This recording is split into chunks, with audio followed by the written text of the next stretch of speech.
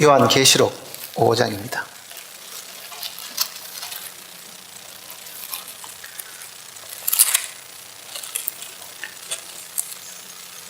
요한계시록 5장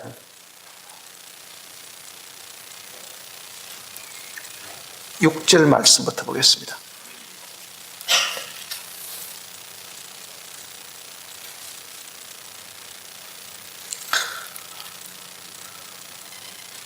내가 또 보니 보좌와 내 생물과 장로들 사이에 한 어린 양이 서 있는데 일찍이 죽음을 당한 것 같더라. 그에게 7뿔과 7눈이 있으니 이 눈들은 온 땅에 보내심을 받은 하나님의 7 영이더라. 그 어린 양이 나와서 보좌에 앉으신 이의 오른손에서 두루마리를 취하시니라. 그 두루마리를 취하심에 내 생물과 24 장로들이 그 어린 양 앞에 엎드려 각각 금은과 향이 가득한 금 대접을 가졌으니 이 향은 성도들의 기도들이라. 그들이 새 노래를 불러 이르되 두루마리를 가지시고 그 인봉을 떼기에 합당하시도다. 일찍이 죽임을 당하사 각 족속과 방언과 백성과 나라 가운데서 사람들을 피로 사서 하나님께 드리시고 그들로 우리 하나님 앞에서 나라와 제사장들을 삼으셨으니 그들이 땅에서 왕노릇 하리로다 하더라. 내가 또 보고 들음에 보좌와 생물들과 장로들을 둘러쓴 많은 천사의 음성이 있으니 그 수가 만만이요 천천이라. 큰 음성으로 죽임을 당하신 어린 양은 능력과 부와 지혜와 힘과 존귀와 영광과 찬송을 받으시기에 합당하도다 하더라. 내가 또 들으니 하늘 위에와 땅 위에와 땅 아래와 바다 위에와 또 그 가운데 모든 피조물들이 이르되 보좌에 앉으신 이와 어린 양에게 찬송과 존귀와 영광과 권능을 세세토록 돌릴지어다 하니 내 생물이 이르되 아멘하고 장로들은 엎드려 경배하더라. 기도하십시다.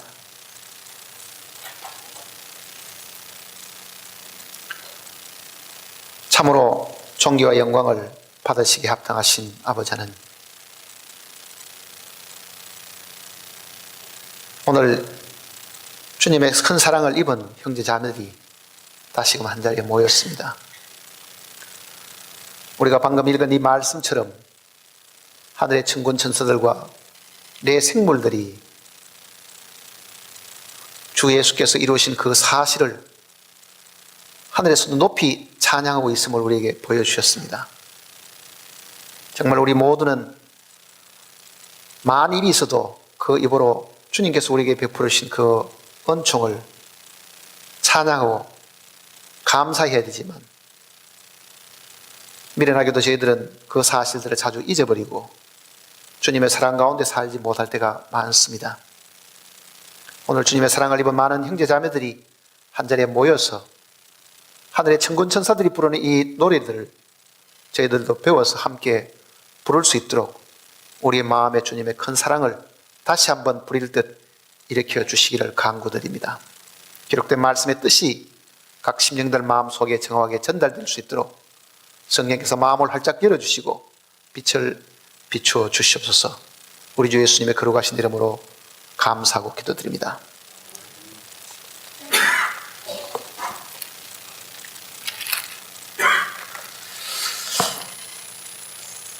요한계시록은 전체를 공부를 한 적이 있습니다.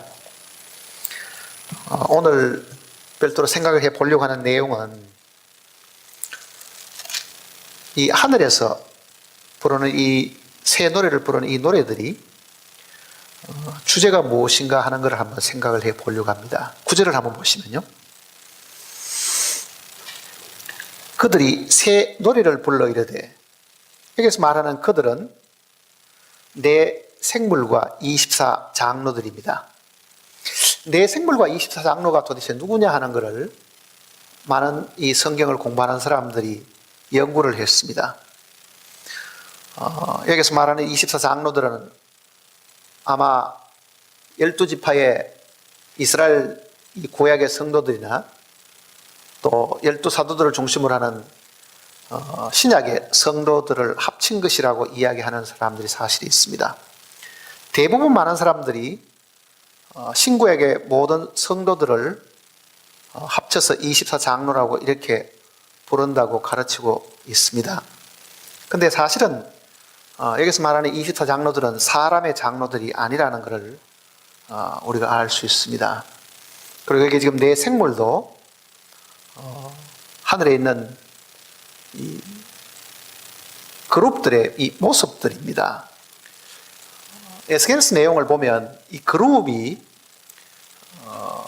네 가지 모습을 하고 있음을 가르쳐 주었습니다. 그 네 가지 모습이 여기는 네 생물로 비유가 되어 있습니다. 네 생물.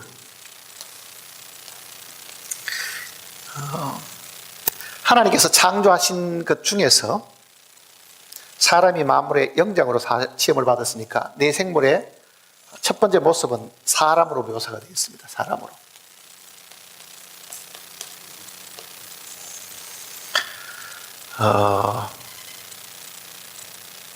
그리고 하늘을 나르는 모든 새들을 대표하는 독수리가 있고,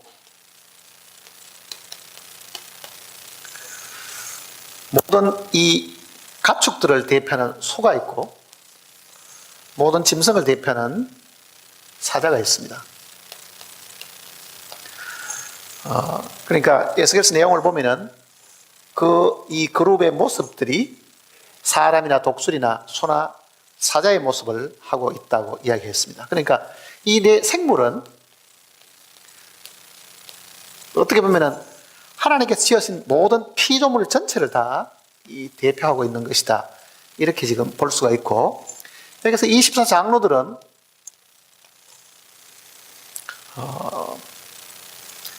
구약 성경 내용을 읽어보면 제사장들이 하나님 성전에 들어가서 봉사할 때도 순번이 1번부터 24번까지 24반차가 있었습니다. 그러니까 그 24반차를 따라가지고 차례대로 1번, 2번, 3번 해가 이렇게 이 봉사도록 나누어진 것도 그 24수로 나누어져 있습니다. 근데 여기서 말하는 24장로들은 사람의 장로들이 아닌 것을 지금 알 수 있는데, 왜냐하면 이 구절 내용 속에 그 답이 사실 들어있습니다. 여기 보면 구절을 한번 다시 읽어봅시다. 그들이 하는 것은 지금 이 네 생물들이나 그룹들 모습을 하고 있는 이 네 생물들이나 24장로들인데, 24장로들이 예수 그리스도께서, 즉 어린 양이 여기 기록된 대로 각 족속과 방언과 백성과 나라 가운데서 어떻게 했다 그랬습니까? 사람들을 피로 사서 그러죠. 사람들을 피로 사서. 그러니까 이 사람들은 구원받은 이 사람 장로가 아니고 하늘에 하나님을 섬기고 있는 천사들입니다. 사실은요. 그러니까 먼저 지음을 받았던 이 천사들도 하나님을 섬기도록 이 지음을 받았는데, 그 천사들도 24장로로 이렇게 구분되어 있었고, 또 솔로몬 성전에도 이 들어가서 봉사하는 이 제사장들이 24반열로 나누어져서 봉사하고 있습니다. 그러니까 사람이 지음을 받기 전에도 하나님은 이 천사들을 통해 가지고 영광을 받으시고 섬김을 사실 받으셨겠죠. 그러니까 그 천사들, 이 장로들이 객관적으로 보는 거예요. 객관적으로 보니까 뭐라고 말합니까? 사람들을 피로 사서. 그러니까 이 그룹들, 천사들이나 여기 지금 이사 장로들이 예수 그리스도께서 이 땅에 오셔가지고 이루신 그 사실을 하늘에 있는 천군 천사들이 영광을 돌려주고 있는 거예요. 그러니까 그네들이 부르는 찬송은 주 예수 그리스도께서 하신 일을 객관적인 입장에서 지금 영광을 올리고 있는 그 모습입니다. 그런데 지금 각 족속과 방언과 백성과 나라 가운데서, 그거는 온 세계에 속한 모든 사람들이잖아요. 말이 다르고 피부가 다르고 민족이 다르고, 그러니까 전 세계에 있는 이 사람들 중에서 피로 사서, 어린 양의 그 피로 사서 하나님께 드리신 그 사실을 하늘에 있는 천군 천사들과 24 장로들이 그 예수님께서 이루신 그 사실을 새 노래를 지금 부르고 있습니다. 그런데 불행히도 지금 이 내용 중에 사람들을 피로 사서 하는 이 구절이 킹제임스 역을 보면 이게 우리들을 이렇게 표현해 놨습니다. 그거는 킹제임스 역에 믿습니다. 만일 그게 우리들이 되어버리면은 이 장로들이 사람 장로, 즉 자기들을 포함하여 그 뜻이 되잖아요. 근데 이 내용이 천사들이라고 보면 그 속에 우리들이 들어갈 수가 없죠. 왜? 천사는 구원받은 존재가 아니잖아요. 구원받은 존재가. 그러니까 지금 이 부분이 백성과 나라 가운데서 사람들을 피로 사서 하는 이 사람들을 피로 사서 하는 이 우리 번역이 더 정확한 번역입니다. 근데 몇몇 영어 역본이나 이 킹제임스 같은 이거를 우리들을 피로 사서 이렇게 표현했습니다. 그러니까 그 내용 때문에 이 킹제임스의 그 이야기 때문에 우리들이라는 이 말 때문에 이 24 장로를 사람 장로라고 해석을 하게 사실된 겁니다. 근데 이것이 사람 장로고 천사 장로라고 보면은 이 우리들이라는 말은 본래 원어대로 이거는 사람들을 피로 샀어. 그러니까 천사들 입장에서 보면은 방언과 족속과 그 민족 가운데서 사람들을 피로 사서 하나님께 드리신 그 사실을 천사들이 지금 찬양을 부르고 있다. 그 이야기입니다. 자, 하늘에 있는 천군 천사들이 어린 양이 이 땅에 와서 하신 그 일들을 하늘에서도 그 새 노래로 영광을 돌리고 있는 그 모습을 지금 여기에 기록을 해줬습니다. 그 다음에 10절을 보시면은 그들로 이렇게 되어 있죠. 그들로. 그러니까 앞에 있는 이 장로들이 사람 장로가 아니기 때문에 여기는 뭐가 되어 있습니까? 우리들로 해야 될 거를 뭐로 되어 있습니까? 그들로 이렇게 한 거예요. 그들로. 그러니까 그들로 나라와 제사장으로 삼으셨다. 구원받은 우리들을 나라와 제사장. 이 나라는 제사장의 나라입니다. 나라와 제사장으로 삼으셨다. 왜? 뭘 하기 위해서? 제사장이 하는 일이 뭡니까? 하나님을 가까이에서 섬기는 일을 하잖아요. 그러니까 마지막 이 요한계시록 마지막 부분에 내려가면은 24 장로라든지 이 네 생물들이라는 것이 사라지고 사실 없죠. 위치를 다 물러가 버렸다고요. 그거는 영원한 새 하늘과 새 땅에서의 하나님을 섬기는 주체가 누구란 이야기입니까? 새로 구원받은 사람들이기 때문에 천사들은 뒤로 물러나 않고 그 천사들은 하나님을 섬기는 이 하나님의 백성을 섬기는 종들로 입게 되기 때문에 그렇습니다. 그러니까 이 계시록 뒤쪽에 가면은 24 장로나 이 네 생물이 물러나고 사실 없습니다. 그때 우리 역할은 뭐냐? 천사들이 했던 그 일, 제사장으로 가까이에서 하나님을 섬기는 사람들이 되기 때문에 그렇습니다. 자, 구원받은 우리 위치가 어떻습니까? 어마어마한 위치로 지금 주님이 만들어 주신 겁니다. 자, 오늘은 지금 여기 나와 있는 이 내용, 구절 내용을 지금 우리가 다시 한번 공부를 해보려고 합니다. 그들이 새 노래를 불러 이르되 두루마기를 가지시고 인봉을 떼기에 합당하시도다. 일찍 죽임을 당하사 각 족속과 방언과 백성과 나라 가운데서 사람들을 피로 사서 하나님께 드리시고. 자, 이 천군 천사들이 지금 부르는 이 내용을 우리가 다시 한번 생각을 해봅시다. 이제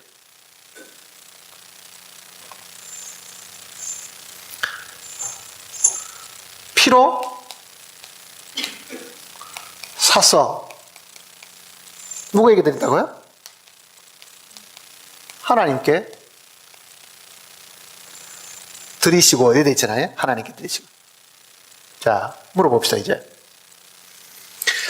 성경은 구원받은 우리들을 하나님께서 값을 주고 사셨는데 그 값이 피, 즉 생명을 주고 사서 그러죠. 우리 죄인들을 피로 값 주고 사서 하나님께 드리는데 하나 물어봅시다. 하나님이 누구에게서부터 피로 값주고 사셨을까요? 누구한테 돈을 지불했겠어요, 그러면? 누구에게 피값을 지불했겠냐고요?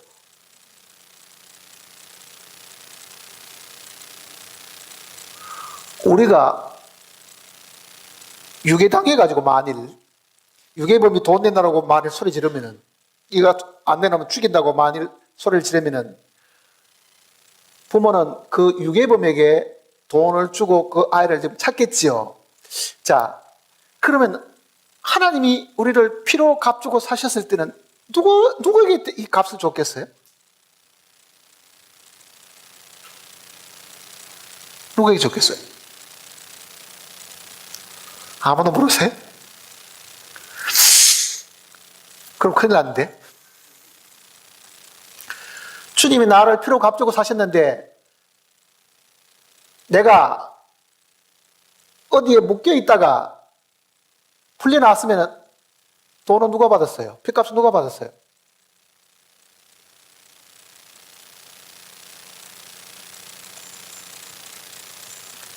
그럼 어디서 구원받은지 잘 모르시겠네.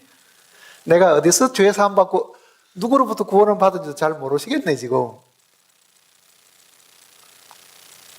분명히 사서 했으니까 지불을 했다는 뜻이잖아요. 사서.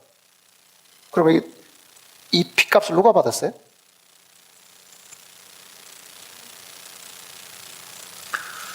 알듯 말듯 합니까?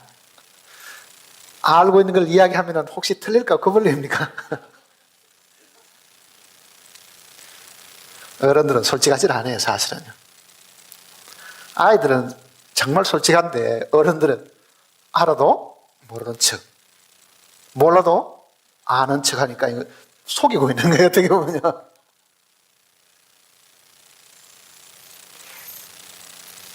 제가 미국에 있는 동안에 이 젊은 아이들을 한번 성경을 쭉 가르친 적이 있었는데요. 예수님이 이 땅에 계시는 동안에 기도하시는 내용을 한번 공부를 한 적이 있어요. 그러니까 예수님이 십자가에 달리실 때도 뭐라고 기도합니까? 아버지여, 저들의 죄를 사하여 주옵소서, 그러죠. 그런데 예수님을 하나님이라고 가르쳐 놨는데 예수님이 자기가 하나님이면은 도대체 누구한테 기도하느냐? 학생들은 당당하게 물어보는 거예요. 예수님 자신이 하나님이면 자기가 하나님인데 누구한테 기도하느냐? 그렇게 당당하게 물어야 성경을 제대로 알 수 있어요, 사실은. 이걸 물으면 혹시 선생님이 모르면 얼마나 미안하게 생각할까? 뭐 이런 것도 생각하고. 괜히 선생님 체면 생각하다 보면요, 선생님이 게으른 사람이 됩니다. 그러니까 학생들 중에도 부지런히 못는 사람이 있으면 선생님도 공부 안 할 수가 없죠. 자, 다시 물어봅시다. 누구에게 피로 값주고 사셨어요? 대답 안 하시네, 이제.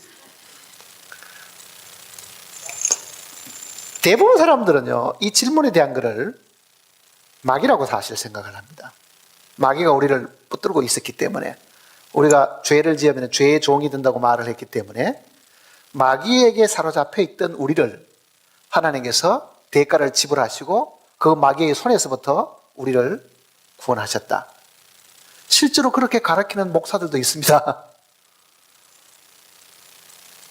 저도 그 내용을 읽어봤어요. 어느 목사가 그렇게 가르치는 내용을. 분별이 없을 때는 사실 그게 그럴싸하죠. 왜 유괴범에게 돈 주고 아이를 찾듯이 우리가 마귀에게 팔렸으니까, 죄를 짓는 자마다 죄의 종이라 했으니까, 팔렸으니까 하나님께서 그 마귀에게 돈 주고 우리를 찾으신 모양이다. 그럼 마귀 위치가 더 높으네, 뭐. 사실 우리가 이 구출을 받은 것은요,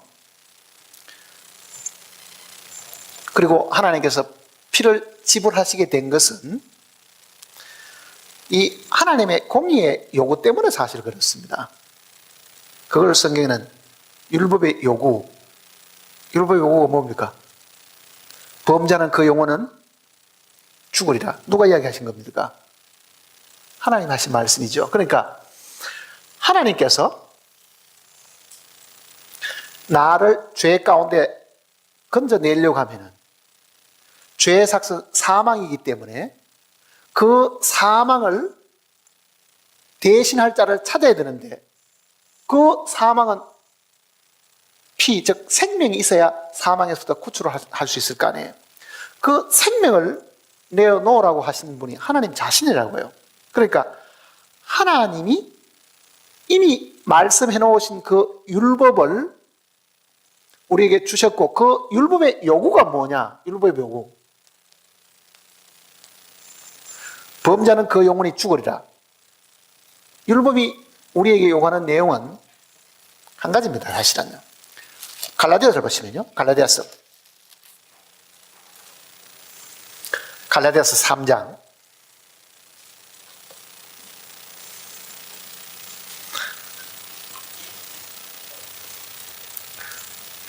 3장 10절입니다.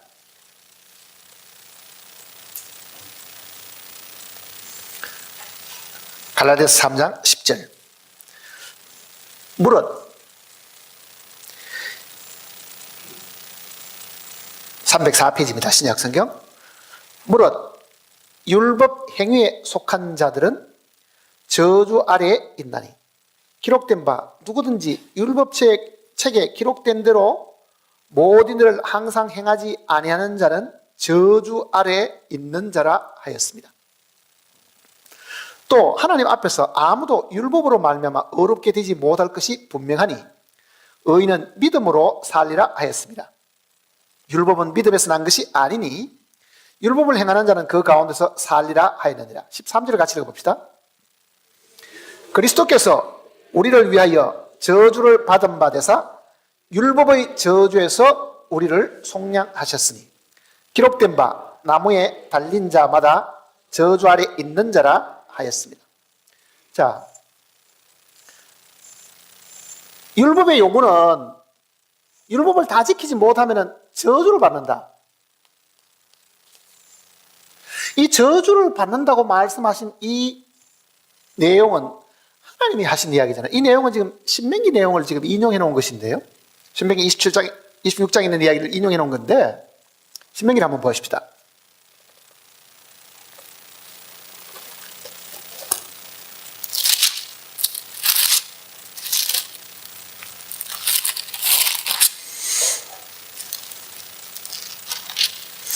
(27장입니다) 27장 26절.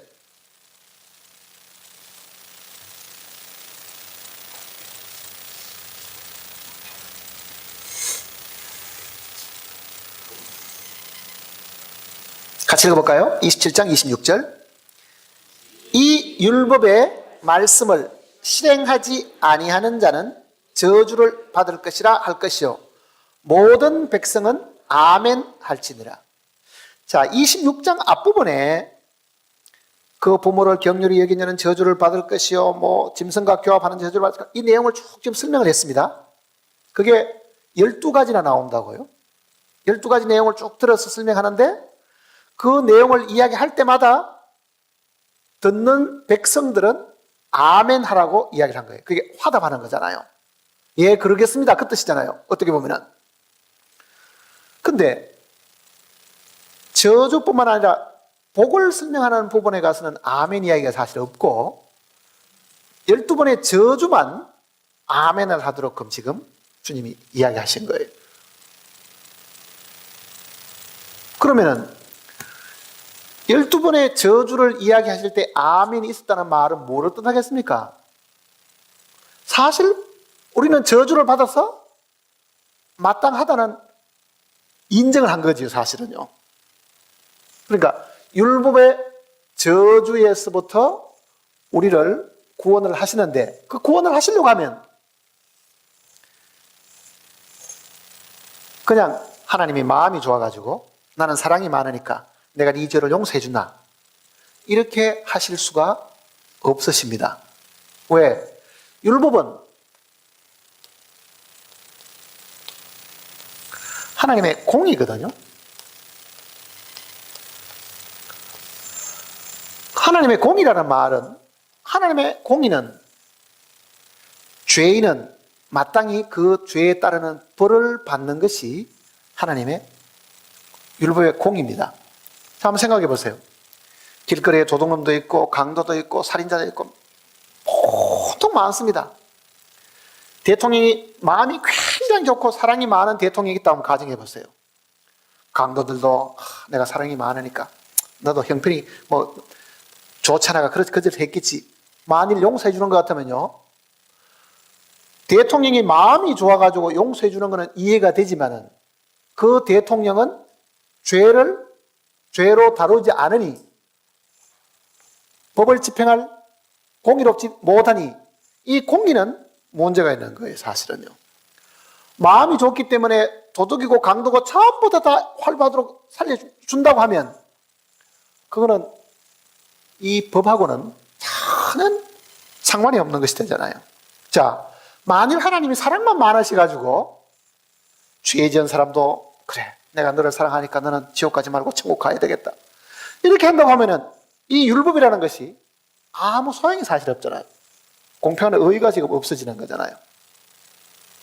그러니 하나님의 이 율법의 요구는 범죄하는 그 영혼은 죽으리라. 죄의 삭선? 사망이요. 그게 하나님의 법입니다. 그러니까 길거리에 가서 도둑질하고 강도질하고 잡아다가 감옥에 넣는 것이 가장 율법의 요구를 이루어주는 그 내용이잖아요. 자, 그런데 하나님에게는 이 공의만 있는 것이 아니라 하나님은 자신을 사랑이라고 이야기하잖아요. 죄 지은 사람을 죄 지은 대로만 다 가두고 벌을 주어버리면 이 율법의 요구는 이루어지겠지만은 하나님의 사랑은 그만큼도 능력을 발휘할 수가 사실 없으시죠. 자, 오늘 이 율법의 요구대로 오늘 우리가 그 앞에 서 있다고 하면은 우리 중에 율법 지켜가지고 천국 갈 수 있는 사람은 아무도 없습니다. 율법의 행위로 그의 앞에 어렵다 하심을 얻을 육체가 없다 그러잖아요. 그러니까 율법의 행위로 어렵다 하심을 얻을 육체가 없으니까 그 하나님의 요구대로 하면은 나는 저주받은 자다. 결국은 이 저주는 뭡니까? 너는 지옥을 가야 된다. 사망이잖아요. 사람도 사람에게 욕할 때 뭐라고 합니까? 이 나쁘면 어디 가서 차라리 어떻게 해버려라, 죽어버려라든지 뭐. 그게 저주라고요, 사실은요. 나쁜 짓 하고 말 안 듣는 사람은 사람의 입으로도 저건 차라리 죽어야 돼, 저건 없어져야 돼, 이렇게 말하는 것처럼 하나님의 그 율법의 요구도 마땅히 우리를 향하신 하나님의 이 요구는 너는 마땅히 죽어야 된다. 이것 이외에는 하나님이 우리에게 하실 수 있는 율법의 요구가 사실 없은 거예요. 자, 사망을 당하라고 하나님이 저주를 내려놓으셨는데 그거는 하나님 아버지의 입장에서 모든 사람은 사망을 당하도록 해놓으셨는데 하나님이 세상을 이처럼 사랑하사 그러면은 마땅히 죽어야 된다고 선언을 해놓으신 분이 이거는 무시하고 내가 너를 사랑한다, 사랑한다 이렇게도 할 수 없는 거예요, 사실은요. 그러면은 하나님 스스로 율법을 부정하는 꼴이 되잖아요. 그러면 하나님이 자기가 말씀하신 이 율법의 요구도 이루어지고 우리를 사랑할 수 있는 방법이 뭐냐? 그거는 율법의 요구를 사람으로 하여금 이루게 하신 것이 아니라 하나님 자신이 이 율법의 요구를 이루시려고 작정하신 거예요.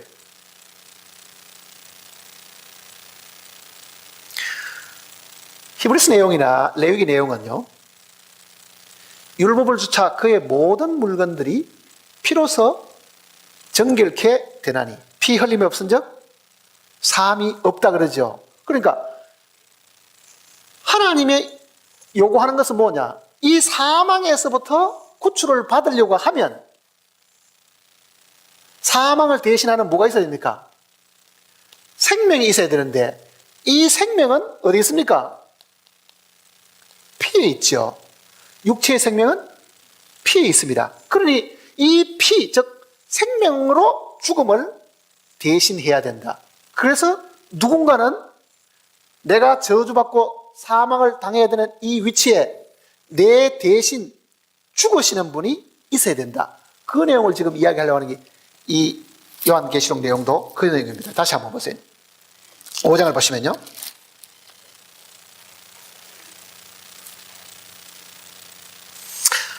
요한계시록 5장 9절입니다.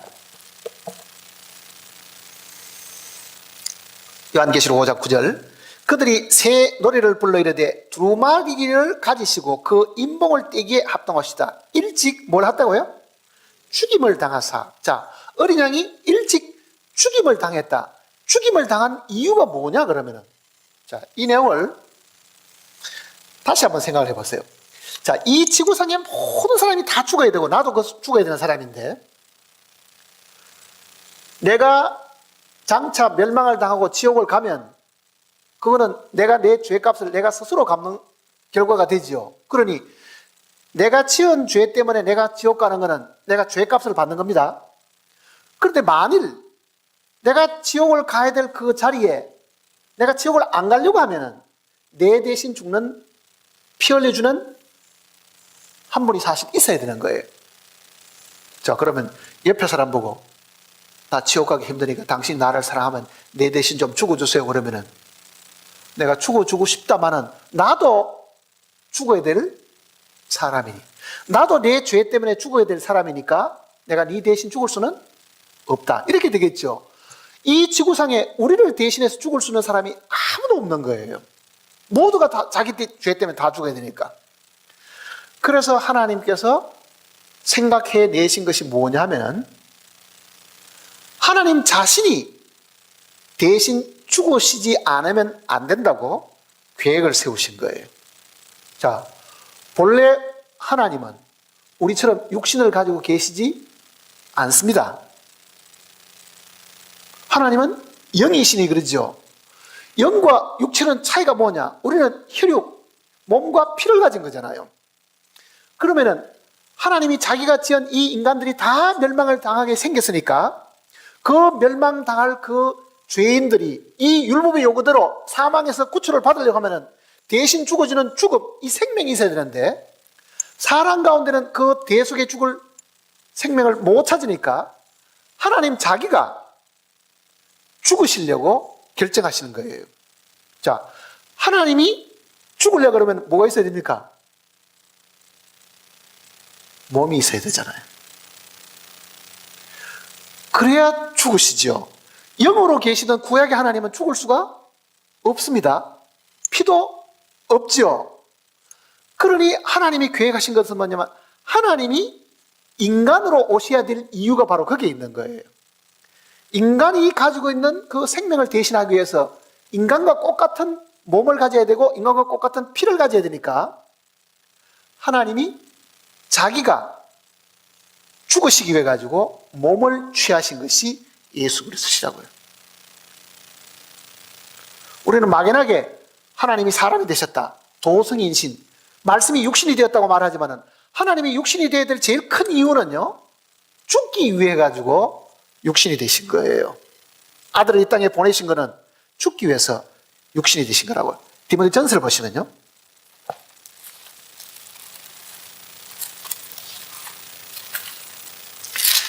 디모데전서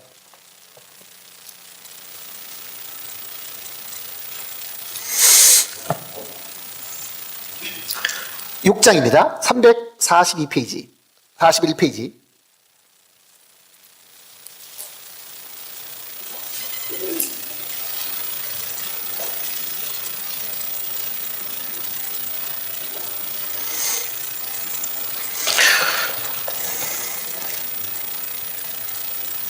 (15절입니다) 6장 15절. 기약이 이르면 하나님이 그의 나타나심을 보이시리니 하나님은 복되시고 유일하신 주권자이시오 만왕의 왕이시며 만주의 주시오 오직 그에게만 뭐가 있습니까? 죽지 아니함이 있고 가까이 가지 못할 빛에 가시고 어떤 사람도 보지 못하였고 또 볼 수 없는 이시니. 자, 하나님은 죽지 아니함이 있다. 즉 하나님은 죽을 수 있는 분이 아니다, 그 얘기잖아요. 하나님은 하나님으로 계시면은요, 사람이 총을 쏴도 죽는 것도 아니고 칼로 가지고 목을 잘라가 죽일 수 있는 것도 아니고, 하나님 자신은 영이시기 때문에 우리 육신을 가진 사람처럼 죽음을 경험할 수 있는 분이 아니다, 그 얘기잖아요. 그런데 그 하나님이 내 대신 죽으려고 하면은 영으로 계신 하나님으로는 죽을 수가 없으니까 뭘 하셔야 돼요? 육신의 몸을 준비하셔야 되는 거예요. 그것이 여자의 후손으로 하나님이 이 땅에 오시겠다는 그 구약의 약속이라고 해요, 사실은요. 이 땅에 오시겠다는 약속이잖아요. 그러니까 예수님이 이 땅에 오신 거는, 육신을 입으신 거는 육신으로 오신 그 예수님을 세상에 드러나기 위한 것이 아닙니다. 육신을 취하신 그 목적은 어디 있습니까? 죽을 수 없는 분이 죽기 위해서 오신 거예요. 히브리서 10장을 보십시다.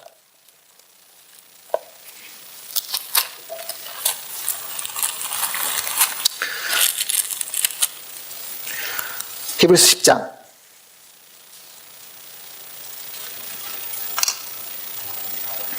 362페이지 히브리서 10장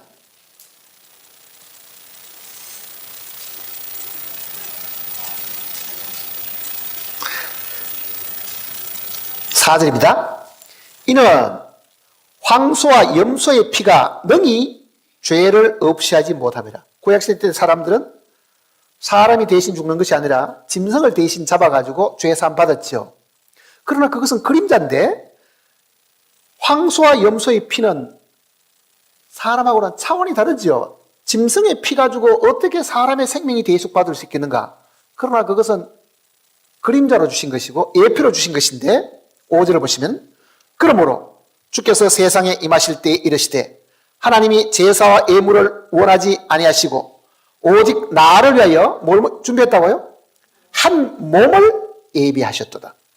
번제와 속죄전에 기뻐하지 아니하시나니 이에 내가 말하기를 하나님이여 보시옵소서, 두루마리 책에 나를 가리켜 기록된 것 같이 하나님의 뜻을 행하러 왔나이다. 자, 구약시대 때 번제 속죄제 드리는 그 제사는 양이나 염소고 하지만은 실제 사람을 대신해서 죽을 수 있는 그것은 아니지만 예표로 주신 거지만은요, 하나님이 그 구약의 긴 예표 속에 진짜 사람을 위해서 죽으실 사람을 보내셨다. 그건 하나님이 사람 되신 것이래요. 12월 25일 되면 온 세계가 지금 떠들썩하게 크리스마스를 이야기하지만은요, 실제 그 크리스마스는 탄생을 목적한 것이 아닙니다. 성경 어디에도 주님의 탄생을 기뻐하고 주님의 탄생을 축하라는 말이 사실 없잖아요. 그런데 유독히 성경은 그의 죽으심을 기념하라는 말은 성경 곳곳에 기록이 되어 있습니다. 왜 그렇습니까? 그분은 육신의 몸을 입으신 이유가 죽기 위해서 입으신 것이지, 육신 입으신 그 자체가 목적은 아니기 때문에 그렇다고요. 그러니까 여기서 말하는 한 몸은, 주님이 예수 그리스도 입장에서 보면은요, 하나님이 계획하신 대로 내가 인간의 몸을 입고 이 땅에 왔습니다. 이 몸은 세상 사람 죄를 대신해서 죽을 제물입니다. 그 내용을 지금 이야기하는 거잖아요. 제물입니다. 그래서 지금 그렇게 하나님이 계획하신 그 일들, 구약 4,000년 동안에 이 몸이 이 땅에 오게 된다는 것을 예언을 했잖아요. 자, 이사야 선지자가 뭐라고 이야기했습니까? 보라, 처녀가 잉태하여 아들을 낳을 것이요 그 이름을 임마누엘이라 하리라. 처녀의 몸에서 태어나는 한 분이 계시게 되고, 그분이 이는 한 아기를 우리에게 주신 바 되었는데 그 어깨는 정사를 메었고 그 이름은 기묘자라 모사라 전능하신 하나님이라 영존하시는 아버지라 평강의 왕이라. 아기가 누구라는 이야기입니까? 하나님 아버지 자신이라는 이야기잖아요. 그러니까 눈에 보이는 육신을 가지신 분은 아들 하나님이고 그거를 계획하셨던 분은 누굽니까? 아버지 하나님이죠. 그러니까 이거는 동전의 양면하고 똑같은 거예요. 아버지와 아들은 하나입니다. 사실은. 아버지와 아들은 하나예요.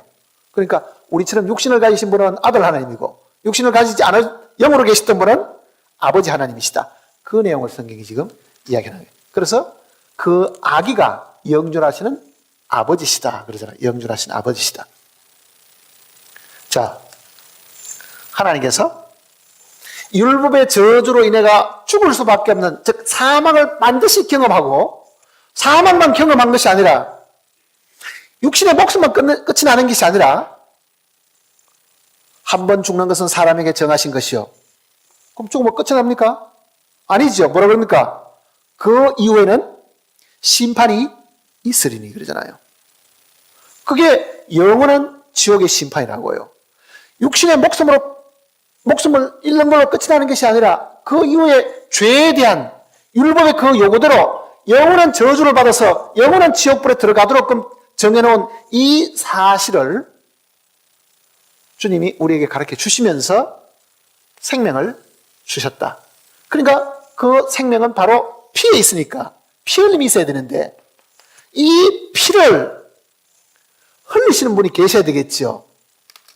그것이 하나님의 아들 예수 그리스도 하나님 자신이잖아요. 피를 흘리시고 사서 누구에게 샀습니까? 하나님 아버지께 지금 드린 거예요. 피를 하나님 아버지가 요구하셨기 때문에 피를 하나님 아버지께 드린 거예요. 누가? 아들 하나님이 하나님의 요구를 들어드리기 위해서 육신을 입고 이 땅에 오셔가지고 피를 하나님 아버지께 드리신 겁니다. 그러니까 요구하신 분이 하나님이시니까 하나님께 드리시고 그러잖아요. 하나님께 드리시고. 자, 우리를 사서 하나님께 드리신 것도 예수님 자신이고 피를 받으신 분도 누굽니까? 하나님입니다. 자, 이 예표는 구약 성경 속에 자세하게 나와 있습니다. 모세가 만든 이 회막은 하늘 성소의 그림자죠. 솔로몬이 만든 성전도 마찬가지입니다. 하늘에 이 성소가 먼저 있고 그 하늘 성전의 모형을 보고 천사의 계시를 통해서 모세가 보고 난 다음에 하늘에 보이신 그 식양을 따라가지고 그 모양을 따라가지고 만든 것이 이 회막이라고 해요. 자, 이 회막은 앞에 여기 번제단이 있죠? 물두멍이 있고 입구로 들어가서 휘장이 있고 여기 속죄소가 있습니다. 속죄소. 속죄소라는 것은 죄를 속하는 처소 그런 뜻입니다. 죄를 용서해주는 장소. 1년에 한 번 속죄일이 들어오면은 이 번제단에서 짐승을 죽이고 여기다가 지금 피는 받아가지고 대제사장이 1년에 한 번씩 이 속죄소 앞에 가서 뿌리고 속죄소 위에도 뿌리죠. 그러면 여기에 휘장이 있고 휘장 안으로 들어가는데 한 분, 즉 대제사장 한 분이 그것도 딱 1년에 한 번만 이 휘장을 열고 들어갈 수가 있어요. 평소에는 이 지성소 안으로 못 들어가죠. 대제사장이 피를 들고 휘장을 열고 들어가서 이 속죄소 위나 앞에다가 뿌릴 때에 하나님 앞으로 가져간 거예요. 이 속죄소는 하나님의 발등상이고 하나님이 계시는 처소잖아요. 피를 가져오라고 요구하신 분은 하나님이시기 때문에 대제사장과 피를 가지고 하나님 앞에 가져가는 거예요. 그러니까 피를 드린다는 것은 피로 사서 하는 것은 이 살 때에 이 피를 요구하신 분에게 드리는 거기 때문에 피를 요구하신 분은 하나님 자신입니다. 가끔은 사람들이 예수 그리스도의 피가 자기 죄를 사했다고 하기 때문에요. 그 피를 자기가 감상하고 자기 머리에 한 방울 좀 떨어지면 죄의 사함을 받을 수 있다고 사실 생각하는 사람이 들어있습니다. 제가 집회할 때도 가끔 이야기를 드렸잖아요. 과거에 제가 장로교에 있을 때 우리 교회에 심령 대부흥회를 했어요. 유명한 목사님을 모셔놓고 심령 대부흥회를 했는데 유명한 보험 강사가 오면은 이웃교회 교인들까지 다 오죠. 그러니 이웃교회 교인들이 오면은 본교회 교인들은 전부 다 자리를 양보하고 저 뒤쪽에 다 앉고 이웃교회 교인들은 앞자리에 앉혀주는데 우리 교회에 아주 열심히 있는 여집사님 한 분 계셨어요. 저하고도 개인적으로 잘 이렇게 이야기 잘 하신 분이 계셨는데 그 집회 기간 동안에 이런 일이 있었습니다.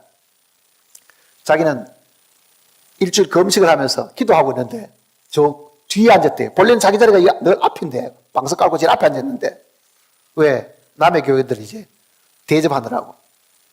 그런데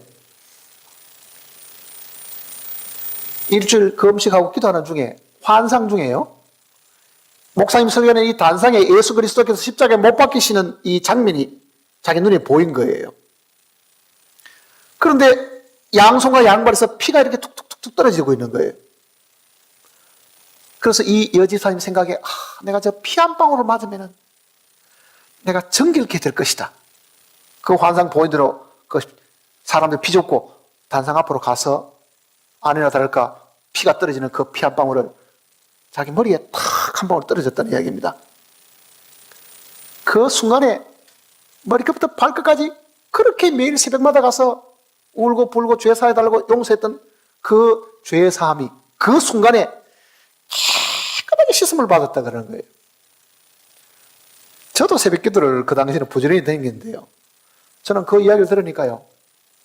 하나님께 원망이 생기겠어요. 왜 하나님께서 이 경험을 저 집사님에게 허락하시고 나도 열심히 기도했는데 내한테는 허락을 안 하시고 그때는 제가 어릴 때고 성경을 잘 모를 때였죠. 그게 굉장히 부러운 거예요. 나도 언제 예수 그리스도의 이 보혈로 딱 한 방울만 딱 떨어지면 머리끝까지 발까지 내 마음까지 깨끗해지겠는가. 나중에 정말 예수 그리스도의 이 보혈로 죄의 사함 받은 걸 확신한 이후에 그 내용을 들으니까 그보다 더 거짓말이고 엉터리가 사실 없습니다. 사람들이 그런 이야기를 들어도요. 그게 어디가 틀렸는지를 모르는 거예요. 어디가 틀렸습니까? 피는요. 우리가 감상하거나 우리가 그 가치를 평가하는 것이 아닙니다. 피의 가치를 인정하고 그 피의 가치를 아는 분은 하나님밖에 없는 거예요. 육신이 피라는 거는요. 피를 내고 냄새나서 우리는 이 역겹지. 그 피가 만일 내 머리에 한 방울 떨어져서 죄 사함 받는다고 하면은 제가 볼 때는 예수님 십자가 밑에서 죽었는지 안 죽었는지 알아보려고 로마 군인이 꽉 하고 창을 가지고 옆구리를 찔렀습니다. 어떻게 됐어요? 피와 물이 쏟아졌더라. 그 핏방울 안 튀었겠어요? 그러면 그 로마 군인은 피를 아마 뒤집어 썼으면은 그 사람보다 더 깨끗해진 사람 사실 없겠네. 그런 일이 아니라고요. 그 피는 사람이 감상하거나 사람이 경험할 수 있는 내용이 아닙니다. 피 흘림이 없은 적 사함이 없다고 말씀하시면 하나님이시고 피를 요구한 분도 하나님이기 때문에 모든 대제사장들은 그 피를 하나님 앞에 갖다 드리는 거예요. 그러면 예수님도 어떻게 해야 되겠어요? 그 피를 하늘 성소에 가져가셔야 되겠죠. 이 땅에서 죽으셨는데 이 땅에서 십자가에 달려 돌아가셨는데 하나님이 계시는 곳이 어딥니까? 하늘 성소죠. 그러니 주님이 죽으신 그 3일 동안에 주님은 그 피를 가지고 하늘 성소에 하나님 앞에 들어가신 거예요. 그리고 피를 가져왔습니다 하고 하나님을 보여드린 거예요. 그랬으니 하나님이 그 피를 보시고 만족하셨기 때문에 예수 그리스도를 다시 살려 보내신 거예요. 그게 주님의 부활이라고요. 그러니까 예수님의 피를 보고 됐다. 그 피로 인해 가지고 모든 사망에 처한 이 모든 사람의 죄값은 받았으니 하나님은 용서할 수 있는 근거가 생긴 거예요. 뭘 가지고 용서합니까? 죄값을 받았으니 하나님께는 용서할 수 있는 권한이 생기신 거예요. 그래서 예수님이 땅에 계실 때도요, 소자여 네 죄가 사해졌는데, 그렇게 말씀할 수 있는 그 권한이 누구에게 있습니까? 하나님 자기에게 있습니다. 하나님 자기가 그 죄값을 다 받았으면 하나님도 이제는 우리를 용서 안 하실 수가 없습니다. 하나님도 지금 이 땅에 이 사실을 믿은 사람의 죄를 하나님이 마음에 안 든다고 해가지고 니는 안 되겠다, 이렇게 할 권한이 하나님께는 없는 거예요. 피를 받기 전에는 하나님도 그럴 권한이 계시지만은요, 이제는 이 피가 하나님 앞에 들어졌기 때문에 하나님도 용서 안 하실 수가 없게 된 거예요, 지금은요. 물건값 다 받고 물건 안 줄 수 있는 방법이 있습니까? 돈은 다 받았는데 물건 안 줄 수 있느냐고요, 그게. 하나님 입장이 지금 그 입장이 되신 거예요. 그래서 믿는 자마다 멸망치 않고 영생을 얻을 수 있는 이유가 이미 그 죄값이 치루어졌기 때문에 누구든지 이제는 다 용서받을 수 있는 길이 열려져 있다, 그 얘기잖아요. 자, 그러면 이 피는 우리가 죽어야 될 것 바로 생명이고, 그거를 사서 율법의 저주, 즉 하나님께로부터 산 거지요. 하나님이 요구하신 것을 피를 드렸으니까, 하나님께 피를 드리셨으니까 하나님께서 샀지요. 그리고 다시 우리를 누구에게 드렸다고요? 하나님께 드렸다, 그런 얘기입니다. 자, 하나님께서 사서 우리를 하나님께 드렸다.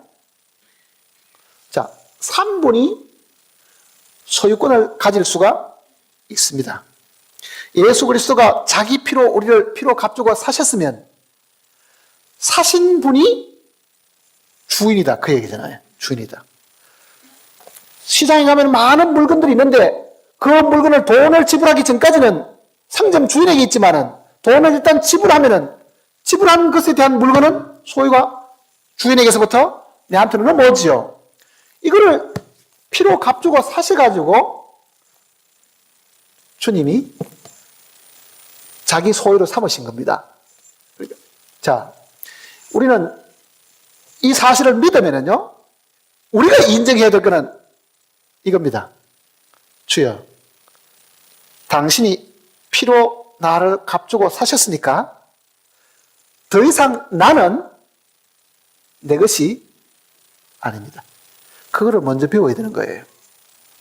그게 모든 죄 사함 받은 사람이 첫 번째 알아야 될 내용이라고요.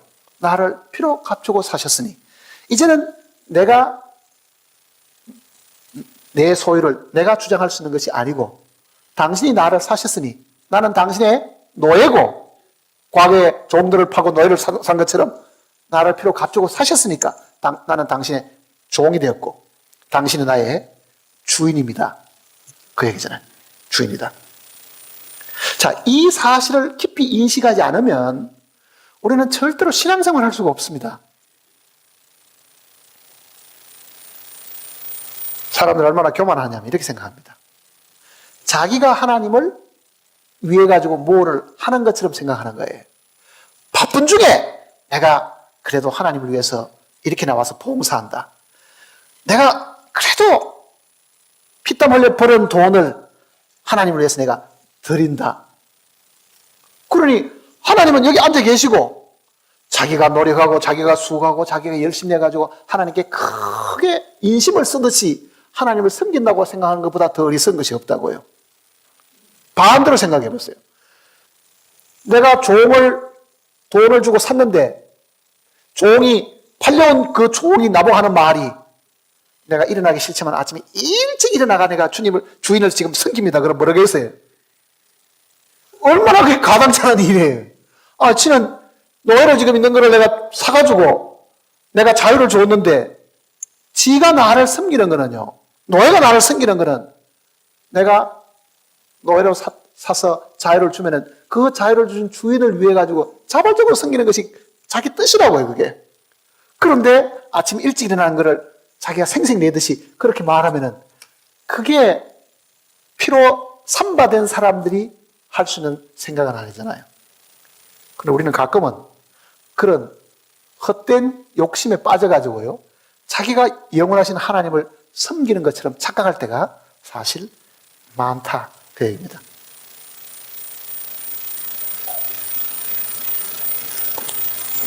나를 피로 값주고 사시면 내가 가진 것은 누구 것이 됩니까? 과거에 노예를 사고 팔 때도 그렇습니다. 노예가 가진 모든 것은 주인이 소유가 되는 거예요. 노예가 낳은 자식들도 주인 소유가 되는 거예요. 그러니 내가 정말 죄 사함 받았다고 하는 사람, 그거를 입으로 시인하는 사람은요, 다시 시인해야 될 게 뭐냐? 주여, 당신 나를 피로 값주고 사셨습니다. 그러니 더 이상 나는 내가 주인도 아니고 다른 사람도 내 주인이 아닙니다. 그거를 지금 배우게 해놓은 거예요. 자, 고린도전서를 보시면요,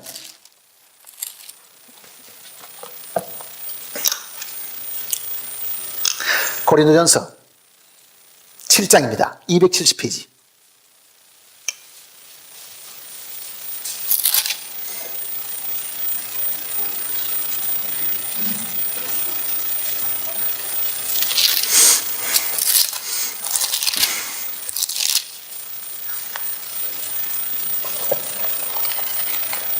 (23절을) 같이 읽습니다. 7장 23절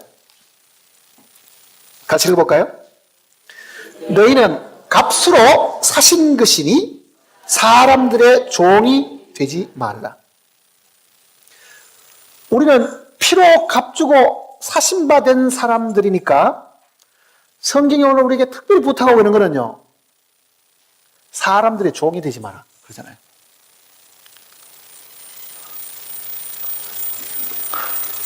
종으로 팔려간다 그런 의미보다도 지금은 종들이 거의 없어요. 우리가 어릴 때도 종노릇 하는 사람이 우리 동네도 들어 있었지만 지금은 종노릇 하기보다는 어디 가서 월급을 받고 그 사람을 위해서 봉사하고 이렇게 이제 표현되어 있지만요, 성경이 지금 사람들의 종이 되지 마라 하는 이 말 뜻이 정확히 무엇을 의미하는지를 우리가 생각을 해봐야 됩니다. 사람들의 종이 되지 마라. 우리는 자기 영혼을 팔아버리는 그런 어리석은 일들을 하기가 쉽습니다. 무엇 때문에 그럽니까? 돈 때문에 그럽니다. 돈 때문에. 돈 때문에 돈에 빠져 있다 보면은 정말 돈을 주는 그 사람이 내 주인이 되게끔 하는 그런 일들이 사실 많잖아요. 정당한 노력을 하고 예를 들어서 정당한 보수를 받는 것은 성경도 허락해 놓은 겁니다. 그거는 열심히 일을 해서 열심히 일한 것에 대한 보상을 받는 것은 종이 되는 것이 사실 아니에요. 어떤 경우에 종이 될 것 같아요? 잠언을 한번 보십시다. 잠언 22장을 보시면요,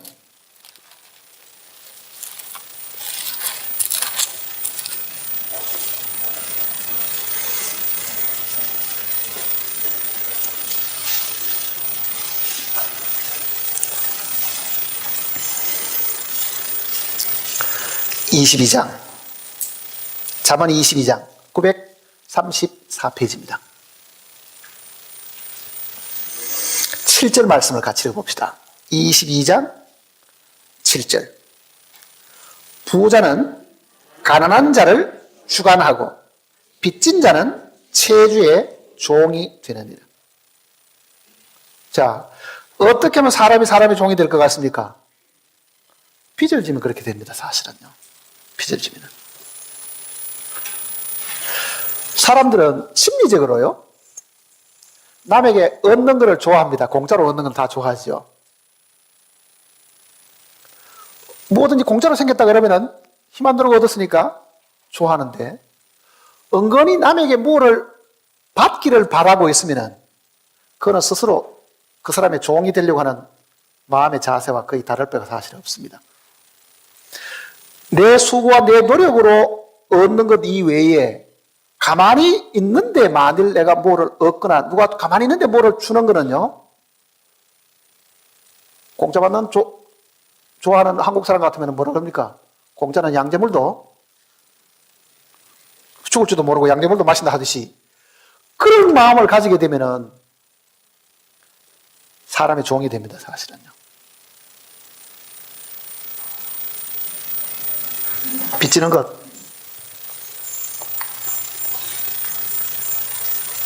빚을 진다.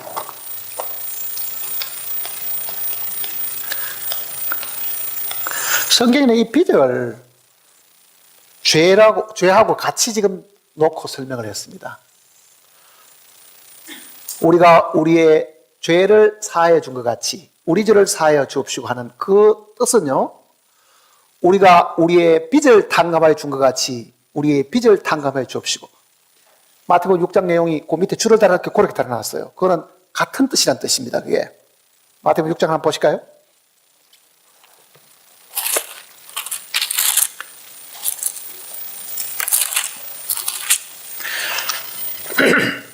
마태복음 6장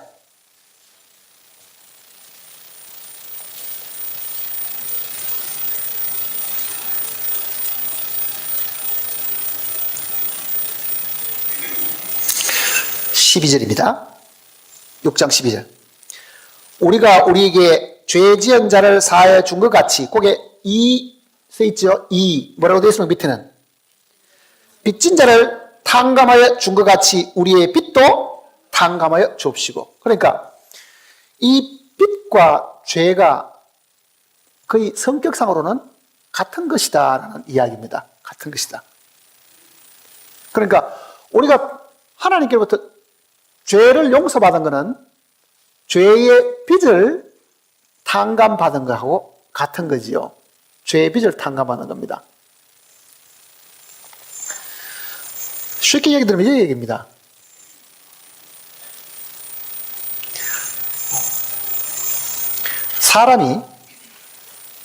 사람에게 죄를 지으면, 예를 들어서 남의 집에 들어가서 문을 부수고 강도질을 한다고 생각해 보죠. 사람에게 상해를 입히고 물건을 훔쳐 나왔습니다.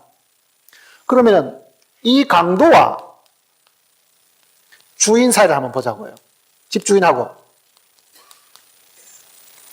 강도는 사람을 두들겨 패가 멍들게 만들고 물건을 훔쳐 왔으면 집주인은 피해자고, 강도는 뭡니까? 가해자지요.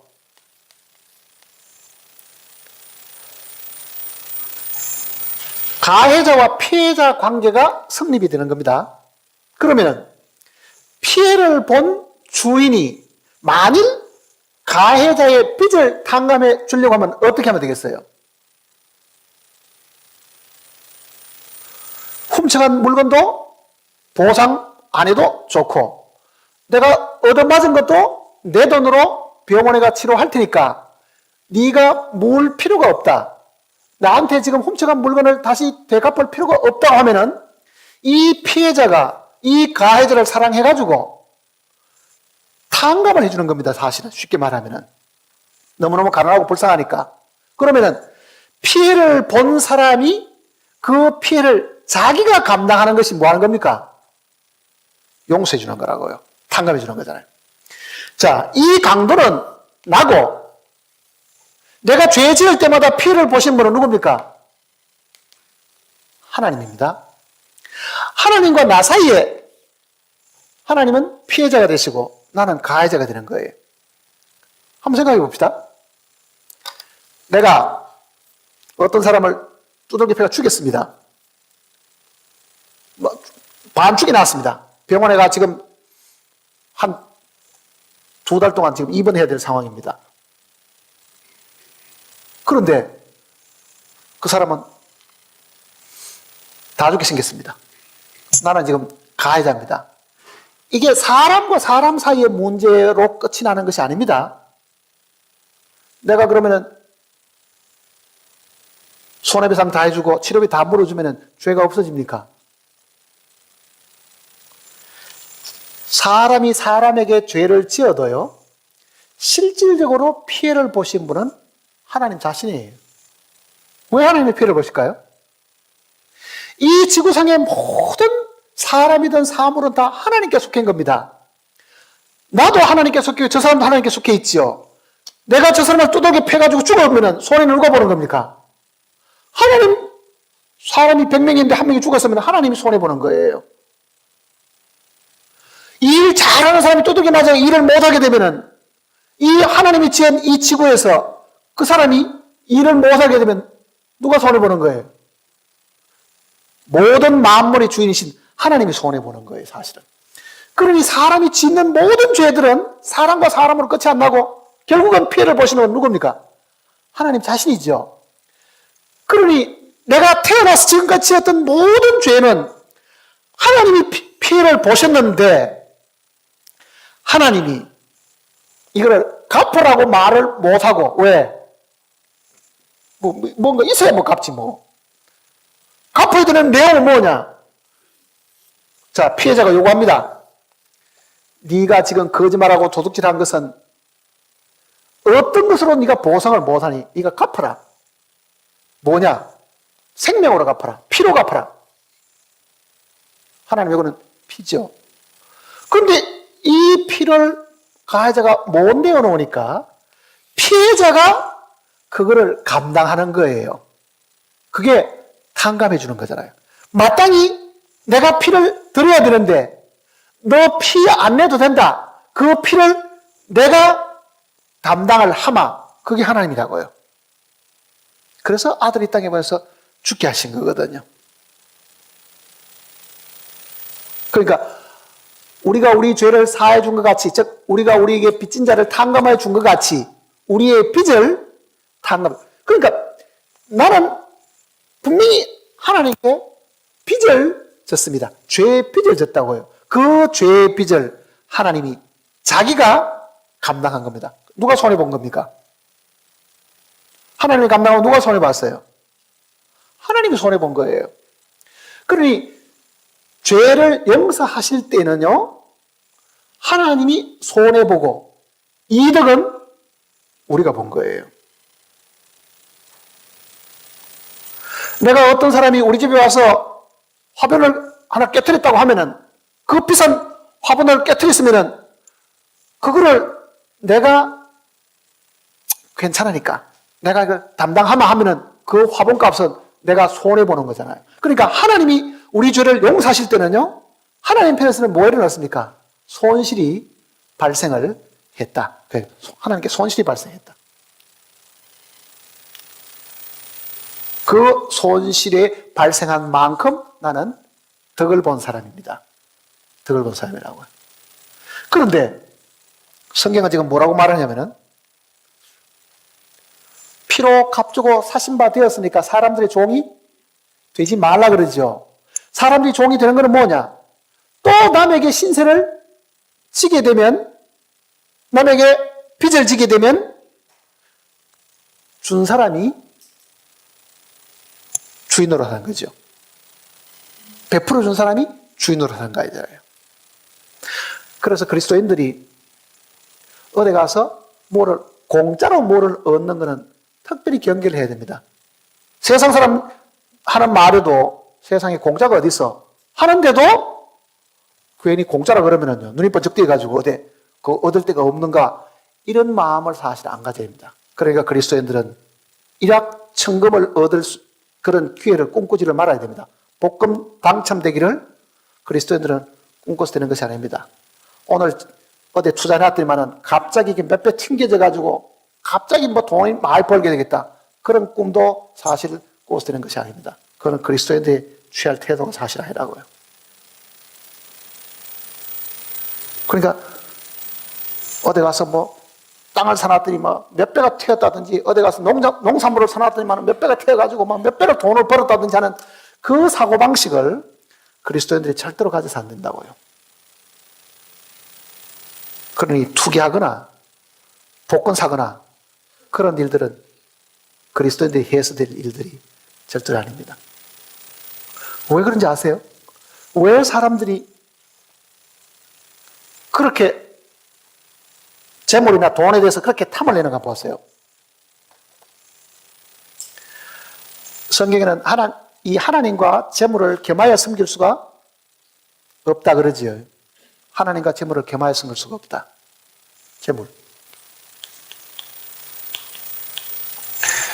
돈입니다, 돈.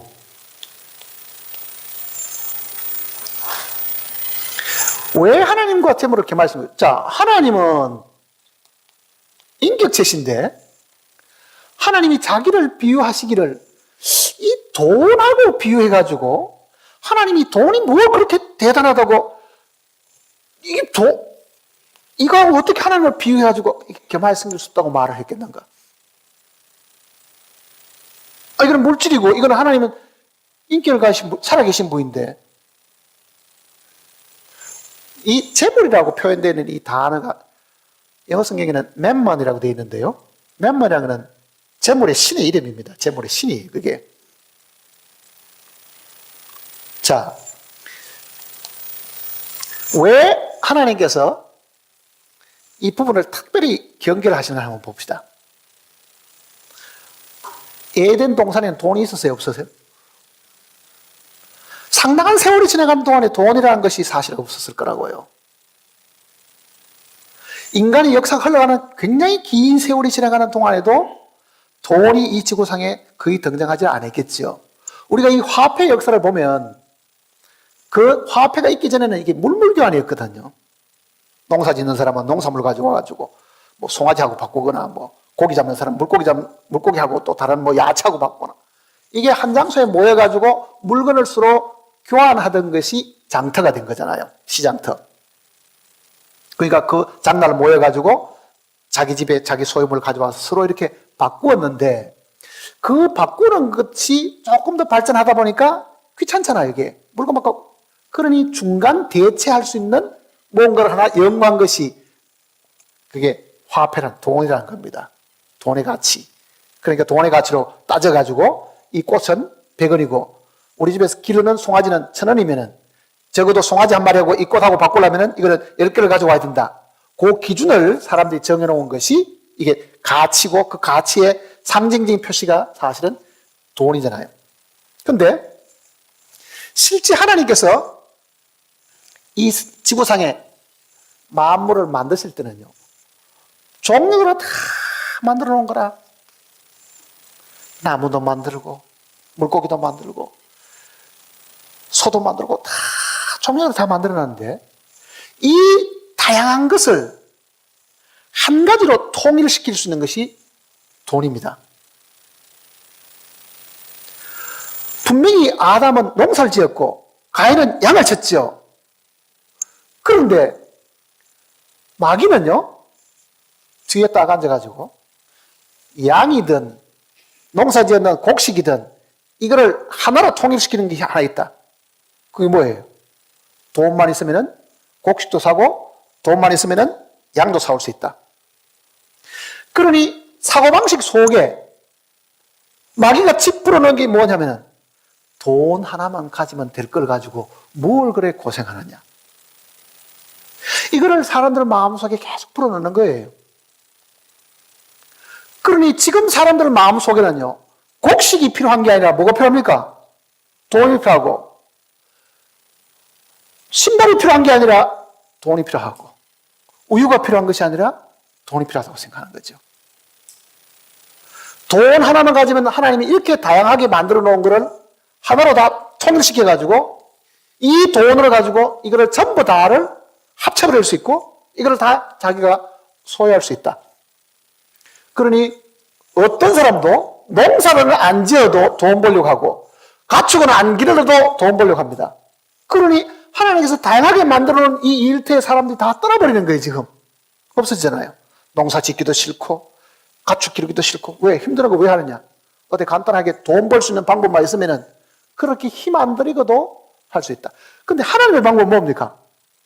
얼굴에 땀을 흘려야 내 식물을 먹고 그러잖아요. 사람들은 하나님이 정해놓은 그 위치도 다 떠나버리고 가치를 이렇게 이야기하는 거예요. 너 어디 취직했다며? 그럼 예. 돈 얼마 주는데? 월급 얼마 주는데 물어보잖아요. 그럼 월급 적게 준다고. 야야 가지 마라. 가지 마라. 근데 그 사람은 그 일 자체가 자기 마음에 들고 그 일을 하는 것이 좋다고 생각해서 하려고 해도요, 부모가 뭐라 그럽니까? 그렇게 월급 조금만 받고 왜 그 일을 하느냐? 실제 필요한 것은 일을 해야 되는데, 우리는 일하는 것도 이게 돈 많이 생기면 일을 해야 되고 돈 적게 생기면 일을 안 해야 된다고 생각하는 만큼 지금 마귀에게 마음이 사로잡혀 있는 거예요. 하나님 일도 그렇습니다. 그 일 해가지고 밥 벌어먹고 살겠는가 생각하면 아무도 할 사람 없는 거예요, 지금. 그러나 하나님이 바라시는 거는요, 이게 돈이 벌리느냐 안 벌리느냐가 있는 게 아니죠. 이게 하나님의 뜻이고 하나님께 주신 일이면은 내가 해야 된다고 생각해야 되는데, 모든 걸 돈으로 다 계산해버리는 이 사고방식은요, 마귀가 준 것이라고요. 그래서 성경에는 돈을 사랑함이 일만하게 뿌리가 된다 그러잖아요. 일만하게. 일만하게 뿌리게 된 이유가 뭡니까? 하나님이 정해놓은 이거를 다 파괴시켜버린 거예요, 전부 다. 마귀는 하나님이 다원화시켜 놓은 거를, 마귀는 하나로 통일시키는 것이 마귀가 지금 계획하고 있는 일들입니다. 다원화시켜 나가는 거예요. 그거는 구약부터 신약 이르기까지 다 그렇습니다. 사도행전을 보시면요,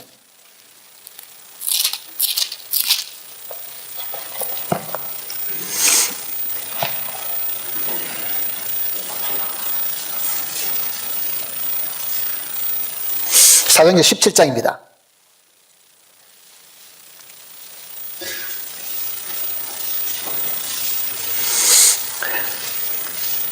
사도행전 17장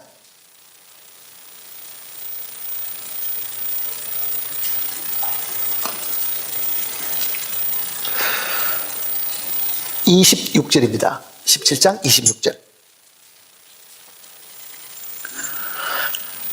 인류의 모든 족속을 한 혈통으로 만드사 온 땅에 살게 하시고 그들의 연대를 정하시며 그 주의 경계를 한정하셨으니.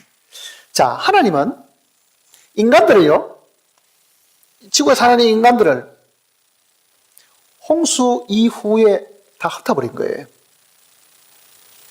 범죄한 인간들을 홍수 이후에 다 흩어가지고 언어도 지금 다 나눠놨죠. 그게 바벨탑 사건 이후에 하나의 언어가 지금 이렇게 수천 갈래로 지금 갈려졌는데, 언어만 나눠진 게 아니라 그 언어를 따라가지고 종족과 민족들이 다 나눠져 있죠. 그리고 그들이 사는 지역들도 다 이렇게 경계를 다 나눠놨어. 나라마다 경계를 다 나눠놓은 거예요. 하나님은 이렇게 다원화시켜가지고 모든 족속을 이 지구 전체에 흩어가지고 살도록 해 두셨는데, 이거를 통일시키려고 하는 것은 사탄이 하는 거예요. 구약성경 이사야서를 보시면요, 이사야서 10장입니다.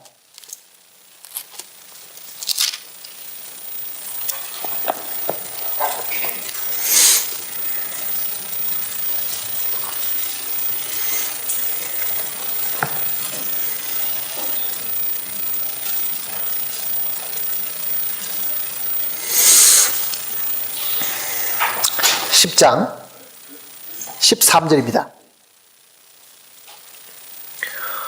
그의 말에, 여기 지금 그라는 것은 그 12절에 나오는 아수르 왕인데, 이 아수르 왕은 장차 이 지구상에 등장할 이 적그리스도, 미래의 그 적그리스도를 지금 예표로 지금 설명하는 겁니다. 그 사탄이 육신의 몸을 입고 이 땅에 오는 것이 적그리스도잖아요.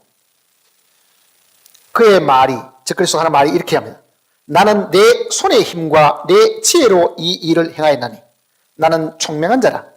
열국의 경계선을 걷어치었고 그들의 재물을 약탈하였으며 또 용감한 자처럼 위에 거주하는 자들을 낮추었으며 내 손으로 열국의 재물을 얻은 것은 새 보금자리를 얻은 것 같고 온 세계를 얻은 것은 내 버린 알을 주음 같았으나 날개를 치거나 입을 벌리거나 쥐죽이게 하는 것이 하나도 없었다 하는도다. 자, 적그리스도 하는 말이 내 손의 힘과 내 지혜로 뭘 한다고요? 열국의 경계선을 걷어치웠고. 자, 여기 보면 사도행전 내용을 보면은 나라마다 전부 다 경계선을 다 한정을 해 두셨다고 말하는데 하나님이 제한해둔 이 국경선을 어떻게 한다고요? 적그리스도는 이걸 다 통폐합시켜가지고 뭐라고 하는 겁니까? 하나를 만들고 그 말입니다. 그것도 재물로 가지고 지금. 그러니 앞으로 세계가 통합되면은요, 경제적으로 통합이 되고, 그리고 거기에 적그리스도가 등장하게 되면은 모든 국경선을 다 허물자 그 얘기잖아요. 그 통합이 지금 유럽 통합이 그렇게 되어가고 있는 거예요. 국경선이 다 없애버렸잖아요. 제가 80년대, 90년대 유럽 다닐 때하고 지금하고는 완전히 다른 거예요.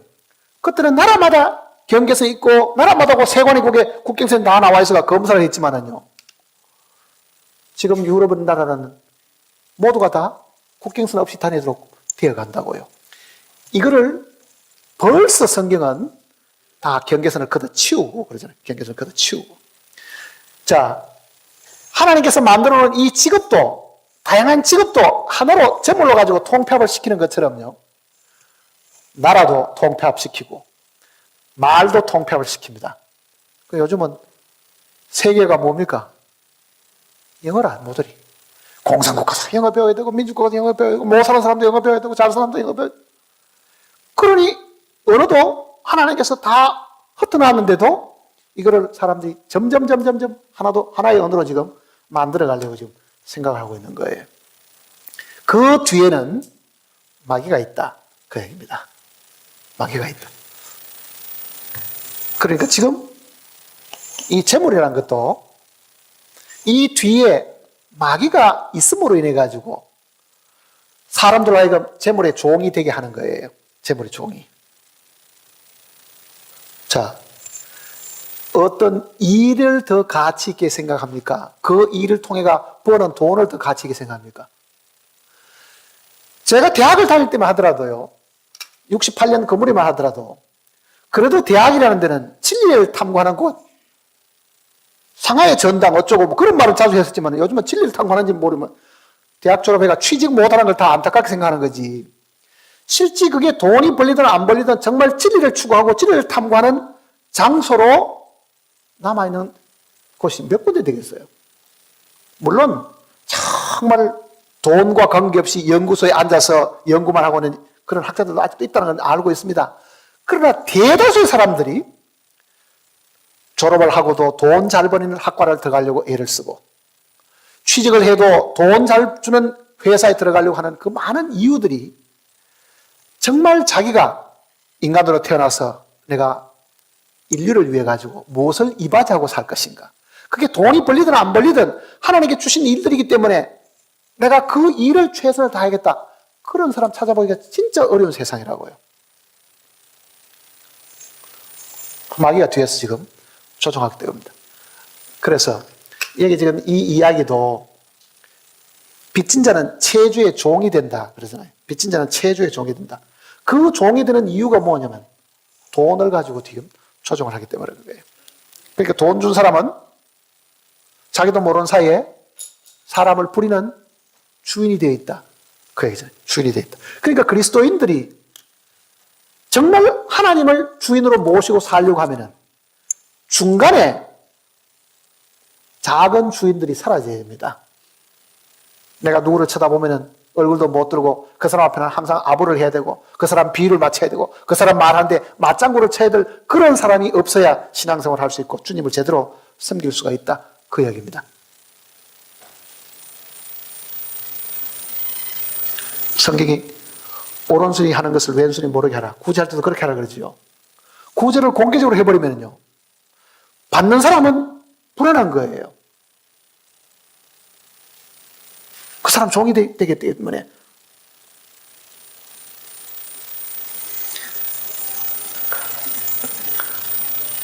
정말 하나님께서 우리를 피로 값주고 사셨으면 하나님이 나의 주인이시니까 성경대로 내가 사람의 종이 되어서는 안 된다 하는 걸 항상 생각을 해야 됩니다. 사람의 종이 되어서는 안 된다. 얻으려고 하지 말고 반대로 해야 됩니다. 어떻게 하는 얘기입니까? 주라는 이야기잖아요. 주라는 얘기. 베풀고 나눠주는 사람이 되면 최소한 종은 되지 않습니다. 로마서를 보시면요. 13장입니다.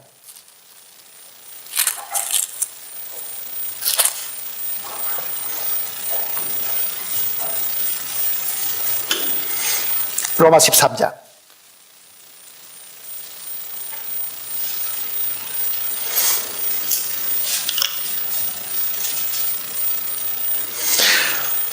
팔절입니다 로마서 13장 8절. 피차 사랑의 빛 외에는 아무에게든지 아무 빛도 지지 말라.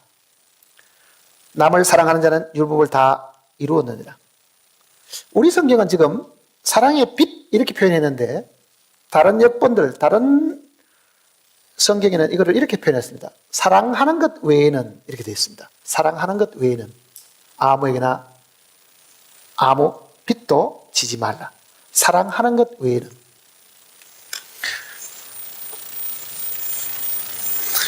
자, 사랑을 하면은 어떤 일이 생깁니까? 사랑은 주는 겁니다. 사실은 엄밀하게 보면요. 하나님이 우리를 사랑하셨다 하는 거는요, 하나님이 우리에게 뭐를 주셨다는 뜻이잖아요.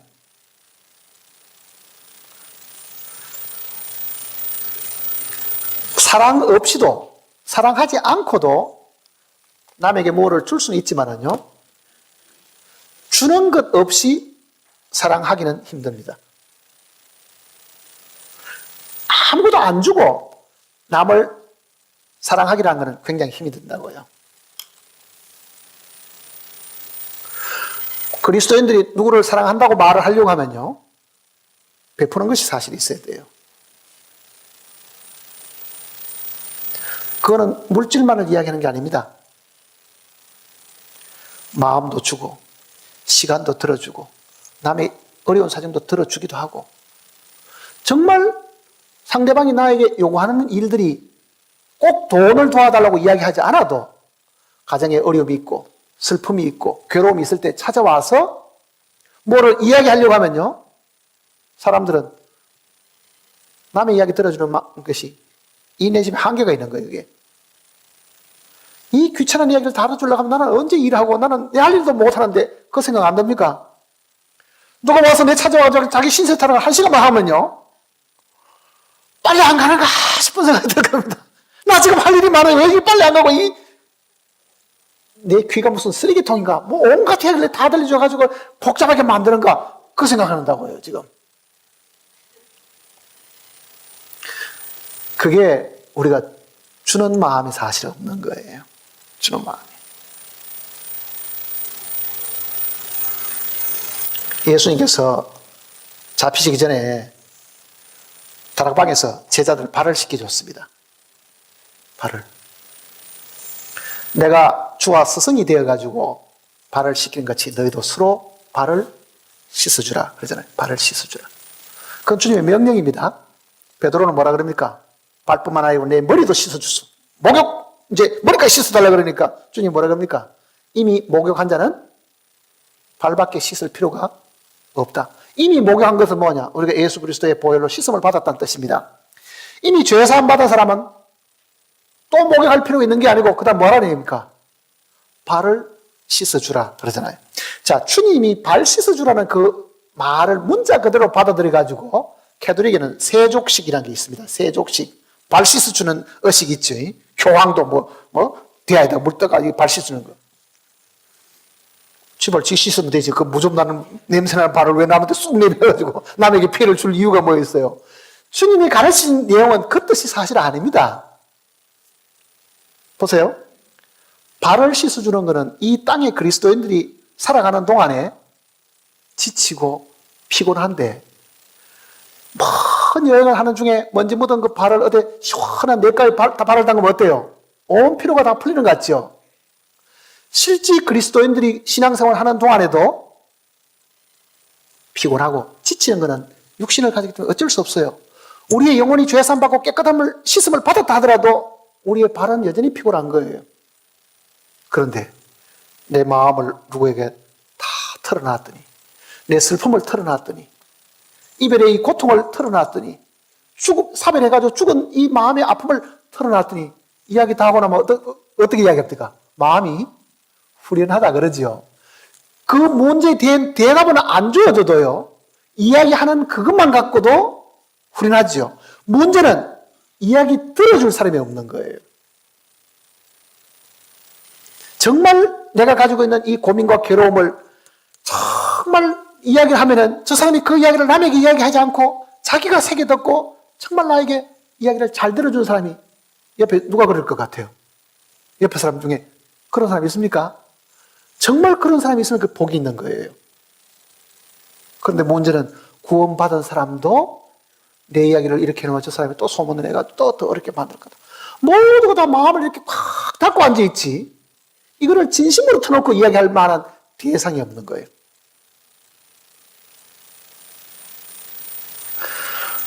그래서 잠언은 이렇게 이야기했습니다. 넘어지고 이렇게 세울 자가 없는 자에게 화가 있다 그러잖아요. 내가 괴로움이 있고 답답함이 있고 고통이 있는데 내가 곧 쓰러질 지경인데 나를 이렇게 세울 사람이 내 주변에 없으면 그 사람에게 화가 있다 그러잖아요. 그러니 우리는 진짜 그리스도인들 교제 속에서 나를 이렇게 세워주고 정말 내 발을 시원케 함으로 내 마음을 편안케 해주는 그 대상자가 있어야 되는 거예요. 그게.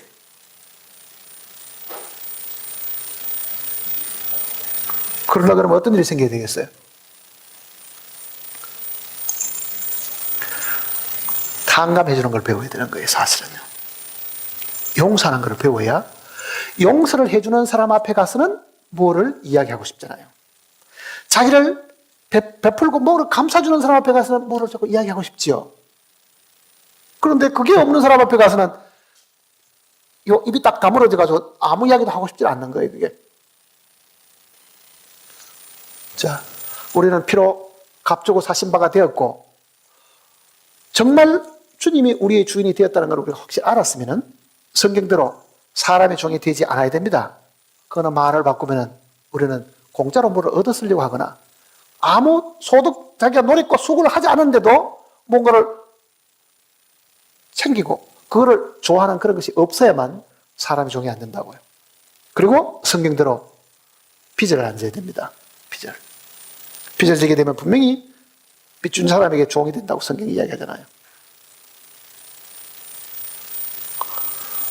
그럼 돈이 되게 없으면 어떻게 하느냐? 당장에 돈 없어 어디가 조금 빌려야 되는데 빌려주는 거는 성경에도 구약 성경 속에도 들어있죠. 그러나 빌려주되 절대로 이자를 받아서는 안 된다 그러잖아요, 성경에. 그런데 우리는 돈 빌려줄 때 뭐 합니까? 이자 때문에 돈 빌려주는 거거든, 그건 빚 때문에. 부득이해서 돈을 며칠 사이에 융통을 해야 써야 될 사람이 생긴다고 하면은 그 돈 빌려주는 일로 인해 가지고 형제들 사이에 절대로 이자를 받아서는 안 되고 아예 안 빌리는 게 제일 좋지만은요, 성경대로. 정말 너무너무 가난해 가지고 내 수중에 지금 당장 돈이 없고 할 때는 빌리되 그런 정도의 사람들에게는 우리가 구제하고 베풀어야 되지 되받으려고 사실 생각해서는 안 된다는 이야기입니다. 자, 나는 주는 쪽입니까? 받는 쪽입니까? 나는 남의 이야기를 들어주는 쪽입니까? 남에게 가서 내 신세 타령을 하는 쪽입니까? 내가 문제가 많이 있더라도요, 입으로 신세 타령을 많이 하는 것도 남에게 빚지는 것하고 똑같은 겁니다, 사실은. 내가 정말 고통스럽고 괴로움이 많으면 나보다 더 고통스러운 사람의 이야기를 들어주는 사람이 되면 내 고통은 하나님이 대신 들어주신다고요.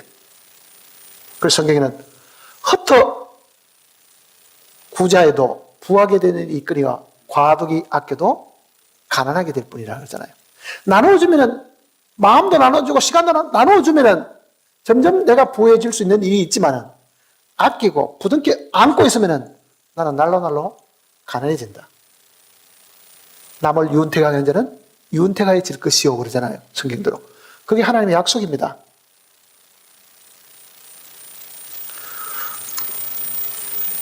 사도행전 20장은 사도 바울이 이런 이야기를 했어요.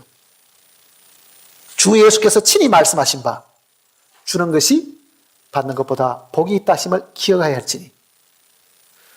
그 내용은 복음서 내용 속에 주님의 가르침 속에 없습니다. 그거는 아마 바울이 주님께로 직접 배운 것 같아요. 그 성경 구절은 기록되어 있지 않잖아요. 주는 것이 받는 것보다 복이 있다 심을 기억해라.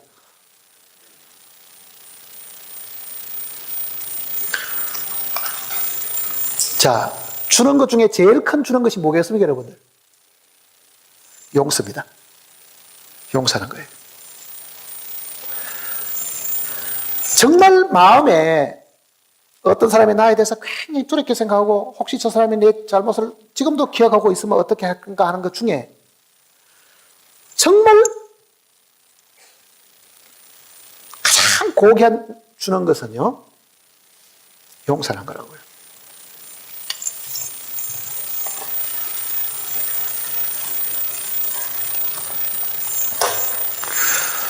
예수님이 말씀하신 내용 속에 내가 너희를 사랑한 것 같이 너희도 서로 사랑하라.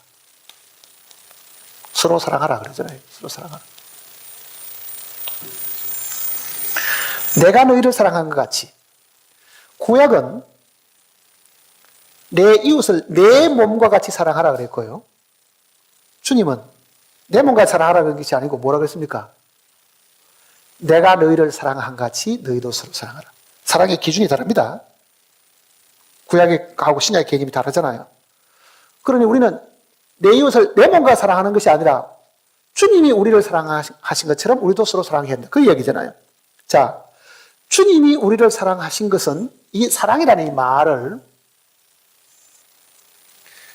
다른 단어로 바꾸어도 이 뜻이 바뀌지 않는 단어 하나 있습니다.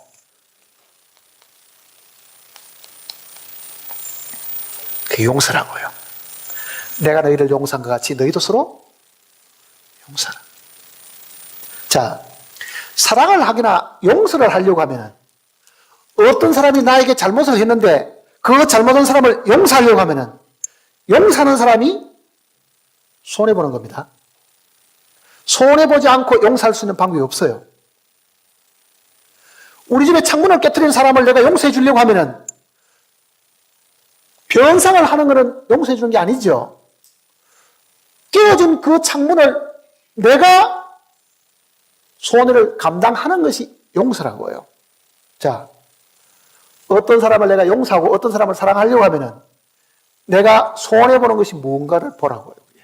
그게 있을 때 진정한 용서가 있는 거예요. 그게 진정한 사랑이에요. 말로만 I love you 하고 뭐 이렇게 한다고 용서가 됩니까? 그게 속에서는 원수 같은 생각이 드는데 적어도 내가 누구를 용서하려고 하면 누구를 사랑하려고 하면 자기 스스로 생각해 봐야 됩니다. 내가 저 사람의 죄를 내가 뒤집어 쓴다. 그 얘기입니다. 네가 잘못한 거를 네 잘못을 안 돌리고 그 모든 죄에 대한 결과는 내가 먹어마. 그게 용서라고요, 사실은. 그게 용서. 자, 주님이 그랬습니다. 내가 너희를 사랑한 것 같이. 주님 어떻게 사랑하셨습니까? 손해는 주님이 다 보셨고 내가 죽을 자리에 주님이 대신 죽으셨으니 주님이 엄청난 손해를 보셨으니 우리도 용서를 하려고 하면 그렇게 용서하라는 뜻이에요. 그렇게 용서하라.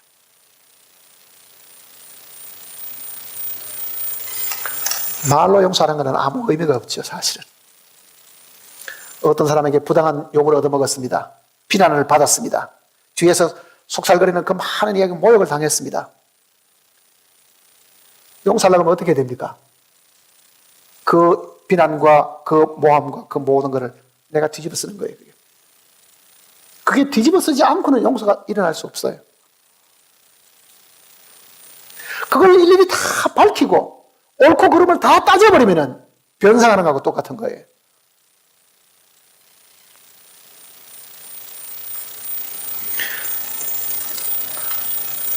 자, 우리는 이 주기도문 내용 속에 이해할 수 없는, 우리가 지금 육신적으로 이해하기 어려운 구절이 한 구절이 있습니다.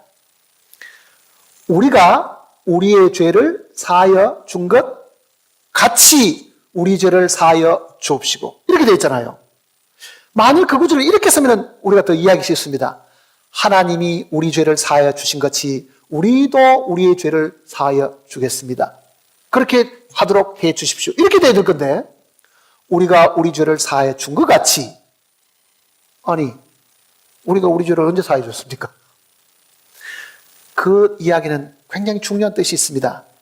구원받은 그리스도인들이 이 땅에서 그리스도인들 사이에 생기는 그 많은 문제를 자기가 용서하고 자기가 그 책임을 져버리고 자기가 그 손해를 입는 그 일이 있으면 장차 하나님 앞에 가서도 하나님이 구원받고 난 이후에 모든 잘못을 하나님이 더 책임을 지신다. 그 얘기입니다. 그러니까 이 땅의 그리스도인들의 그 용서가 서로 용서해 주는 것이 장차 심판대에 갔을 때에 주님의 긍휼을 우리가 얻을 수 있는 길이라고 해요. 긍휼을 얻을 수 있는 길입니다. 마태복음 18장을 보시면요.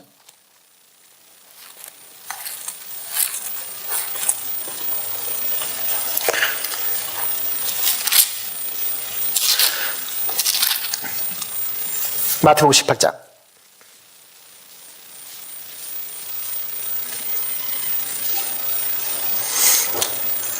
21절입니다.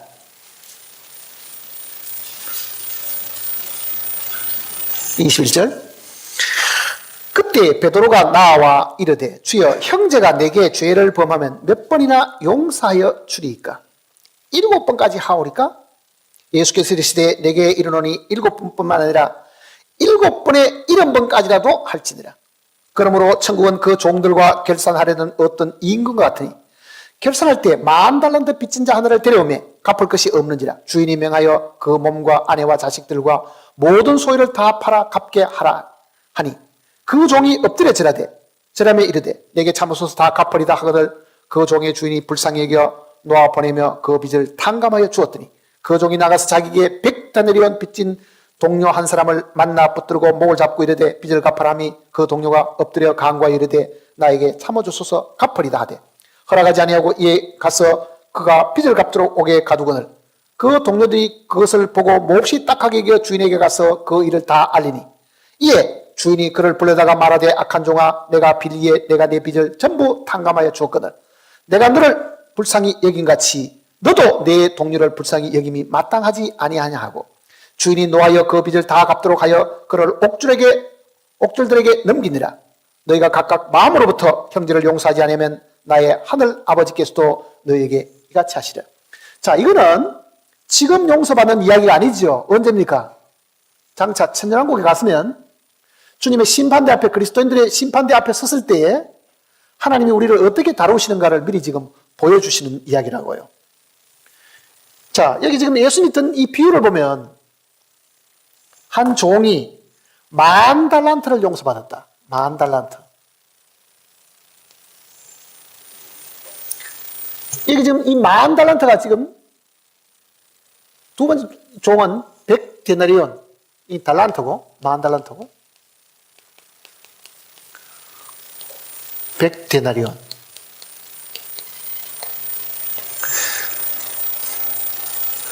성경 사전을 찾아보면요. 달란트가 데나리온하고 이 돈 가치가 얼마인가를 비교해 놓은 것이 있습니다. 데나리온은 예수님 당시에 종이 하루 동안에 버는 품삯이에요. 그러면 100일 동안에 번 정도의 품삯이겠죠. 돈 한 푼 안 쓰고 이제 100일 동안 모으는 품삯이.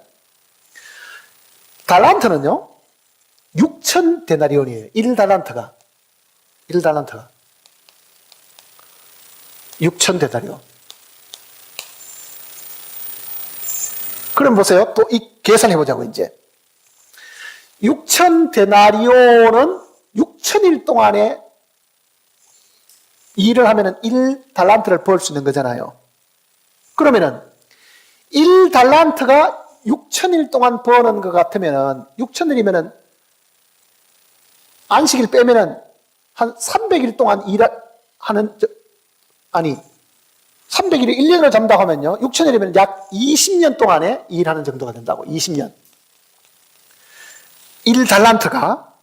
그러면 20년 동안 곱하기 만이니까 얼마입니까? 20만 년이에요. 20만 년. 1달란트가 20년 동안 일하는 정도의 돈을 버는 것 같으면요.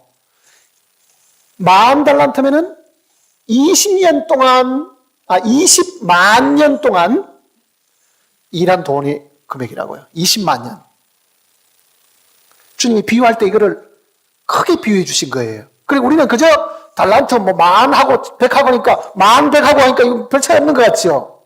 이게 실제 돈으로 계산하면 이거는 20만 년 동안 버는 돈이고 이거는 100일 동안에 버는 돈이라고. 돈의 가치로 따지면.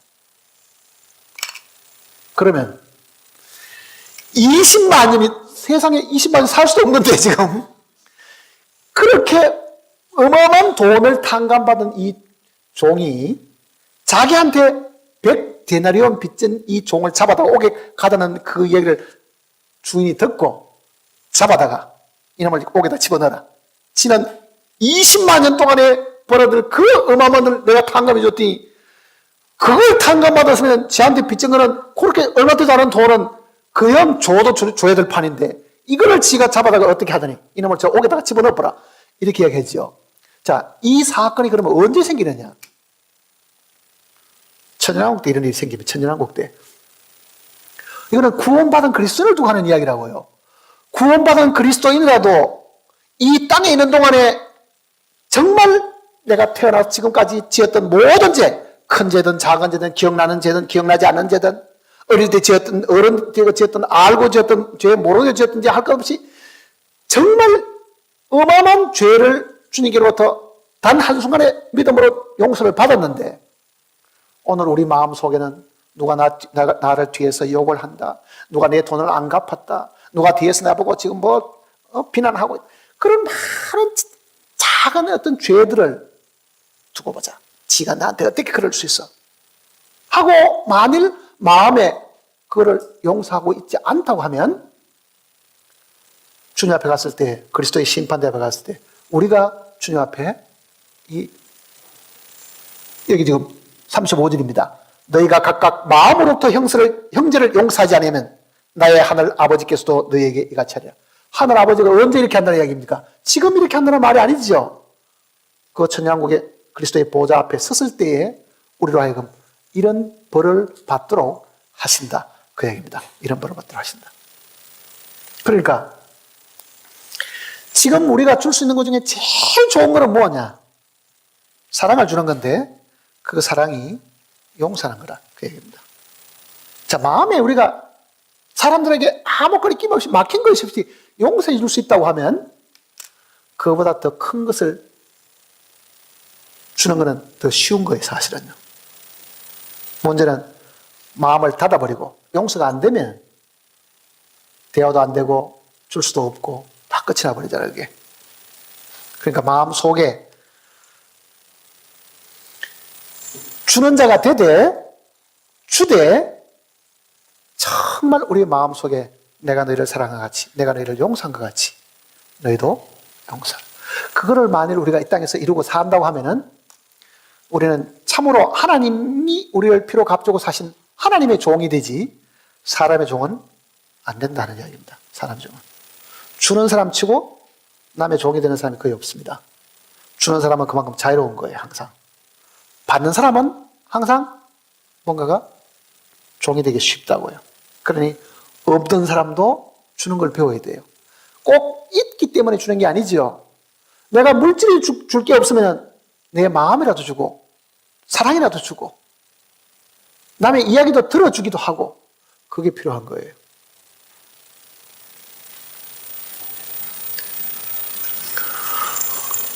그리스도인들이 그렇게 자기 마음을 넓혀 나가야 됩니다. 자기 마음을. 너무 이렇게 자기 마음을 이렇게 작게 만들지 말고 한 사람씩 두 사람이 자꾸 마음을 넓혀 나가면 주님이 내 안에서 역사하시는 공간도 훨씬 더 넓어지게 됩니다.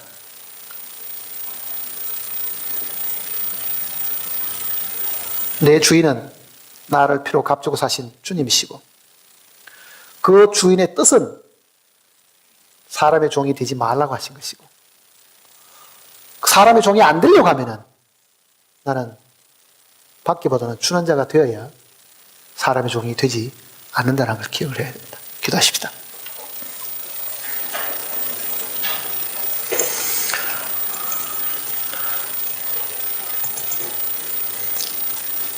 아버지 하나님, 정말 우리를 피로 값주고 사셨습니다. 피로 값주고 사셔서 우리를 하나님께 드리셨습니다. 그러므로 우리는 하나님을 섬기는 제사장들이 되었습니다. 우리의 이 섬김은 지금부터 영원한 새하늘과 새 땅에 이를 때까지 계속 이어지는 것이라고 말씀하셨습니다. 참으로 우리가 섬길 자는 주님밖에 없습니다.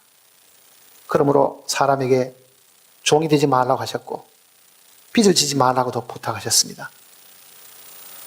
이 말씀을 우리 마음속에 간직함으로 주님 앞에 이를 때에 우리가 결코 꾸중을 듣지 않고 주님께로부터 칭찬과 큰 기쁨을 얻을 수 있도록 각 심령들을 지켜주시옵소서.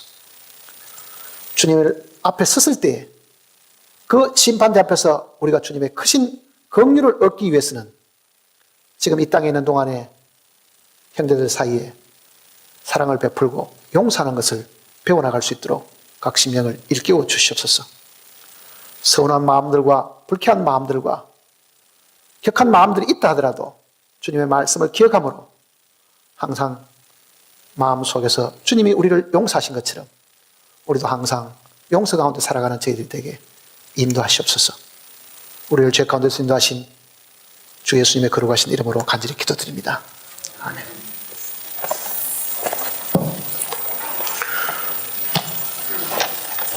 (40장입니다)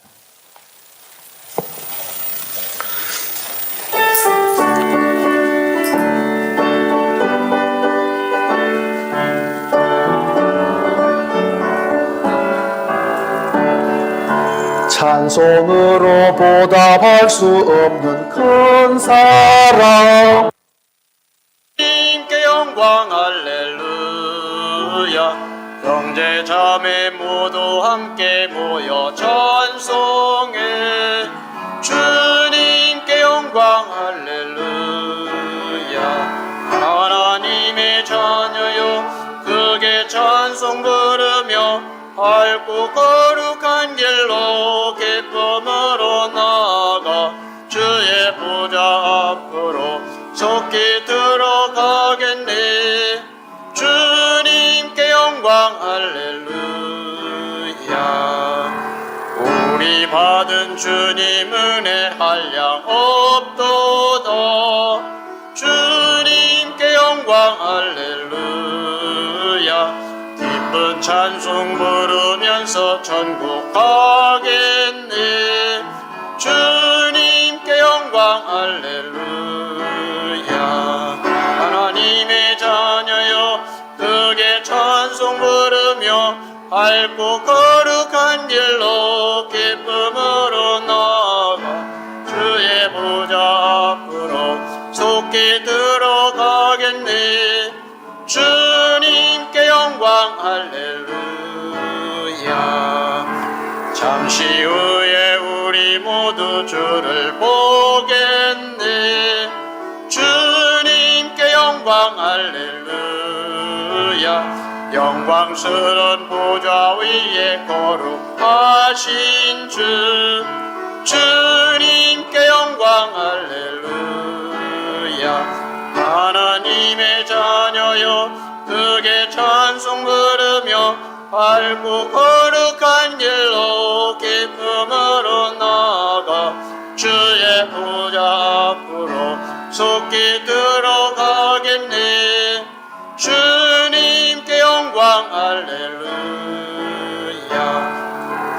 만국 백성 전국에서 소리 높여서 주님께 영광 할렐루야.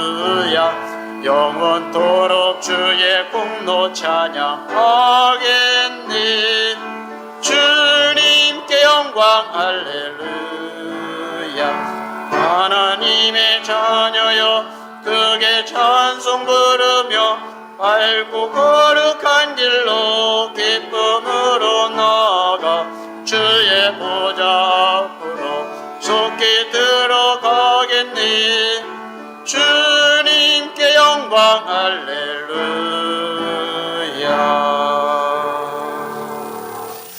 오늘 오후 2시에는 전체 모여서 질문을 받는 시간을 가지도록 하겠습니다.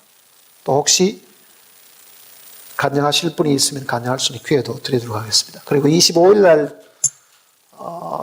성탄절에는 우리가 성탄을 축하하기 위해서 모이는 것은 사실 아니지만 함께 모여서 교제하고 또 말씀을 함께 공부하는 시간을 가지도록 하겠습니다. 지난번 우리가 12월 1일 날 이 자리에 함께 모인 것처럼 오전 11시에 함께 모여서 점심 먹고 또 함께 모이고 하는 그런 하루 동안 이 장소에서 전국에 있는 식구들이 같이 모이는 그런 기회를 가지도록 하고 그날 만찬도 같이 하도록 하겠습니다. 떡을 떼고 잔을 나누는 시간도 그날 가지도록 하겠습니다. 광고 듣겠습니다. 차량 현황이 지금 게시판에 게시되어 있습니다. 확인하시고 누락되신 분들 잊지 마시고 등록해 주시고 수정을 요하시는 분은 그 연필로 그 게시지에다가 표시해 주시면 저희들이 수정을 하겠습니다. 그리고 아직까지도 차량 스티커 출입 스티커를 받지 못하신 분 사무국에서 받으시기 바랍니다. 목사님께서 방금 말씀하신 대로 12월 25일 11시에 모임이 있습니다.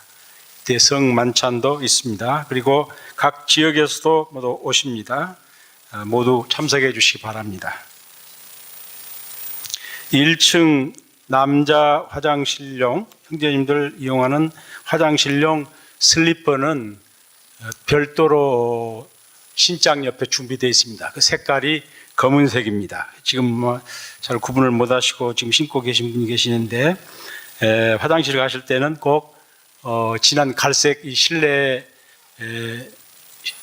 대신에 흑색 실내화로 갈아 신고 화장실을 이용해 주시기 바랍니다. 지난 수요일 목사님 말씀 의인의 길과 악인의 길 시편 1편 말씀이 준비되어 있습니다. CD 필요하신 분 신청하시기 바랍니다. 식사 후 질의응답 시간이 끝난 후에 전체 찬양 연습이 있겠습니다. 이상입니다.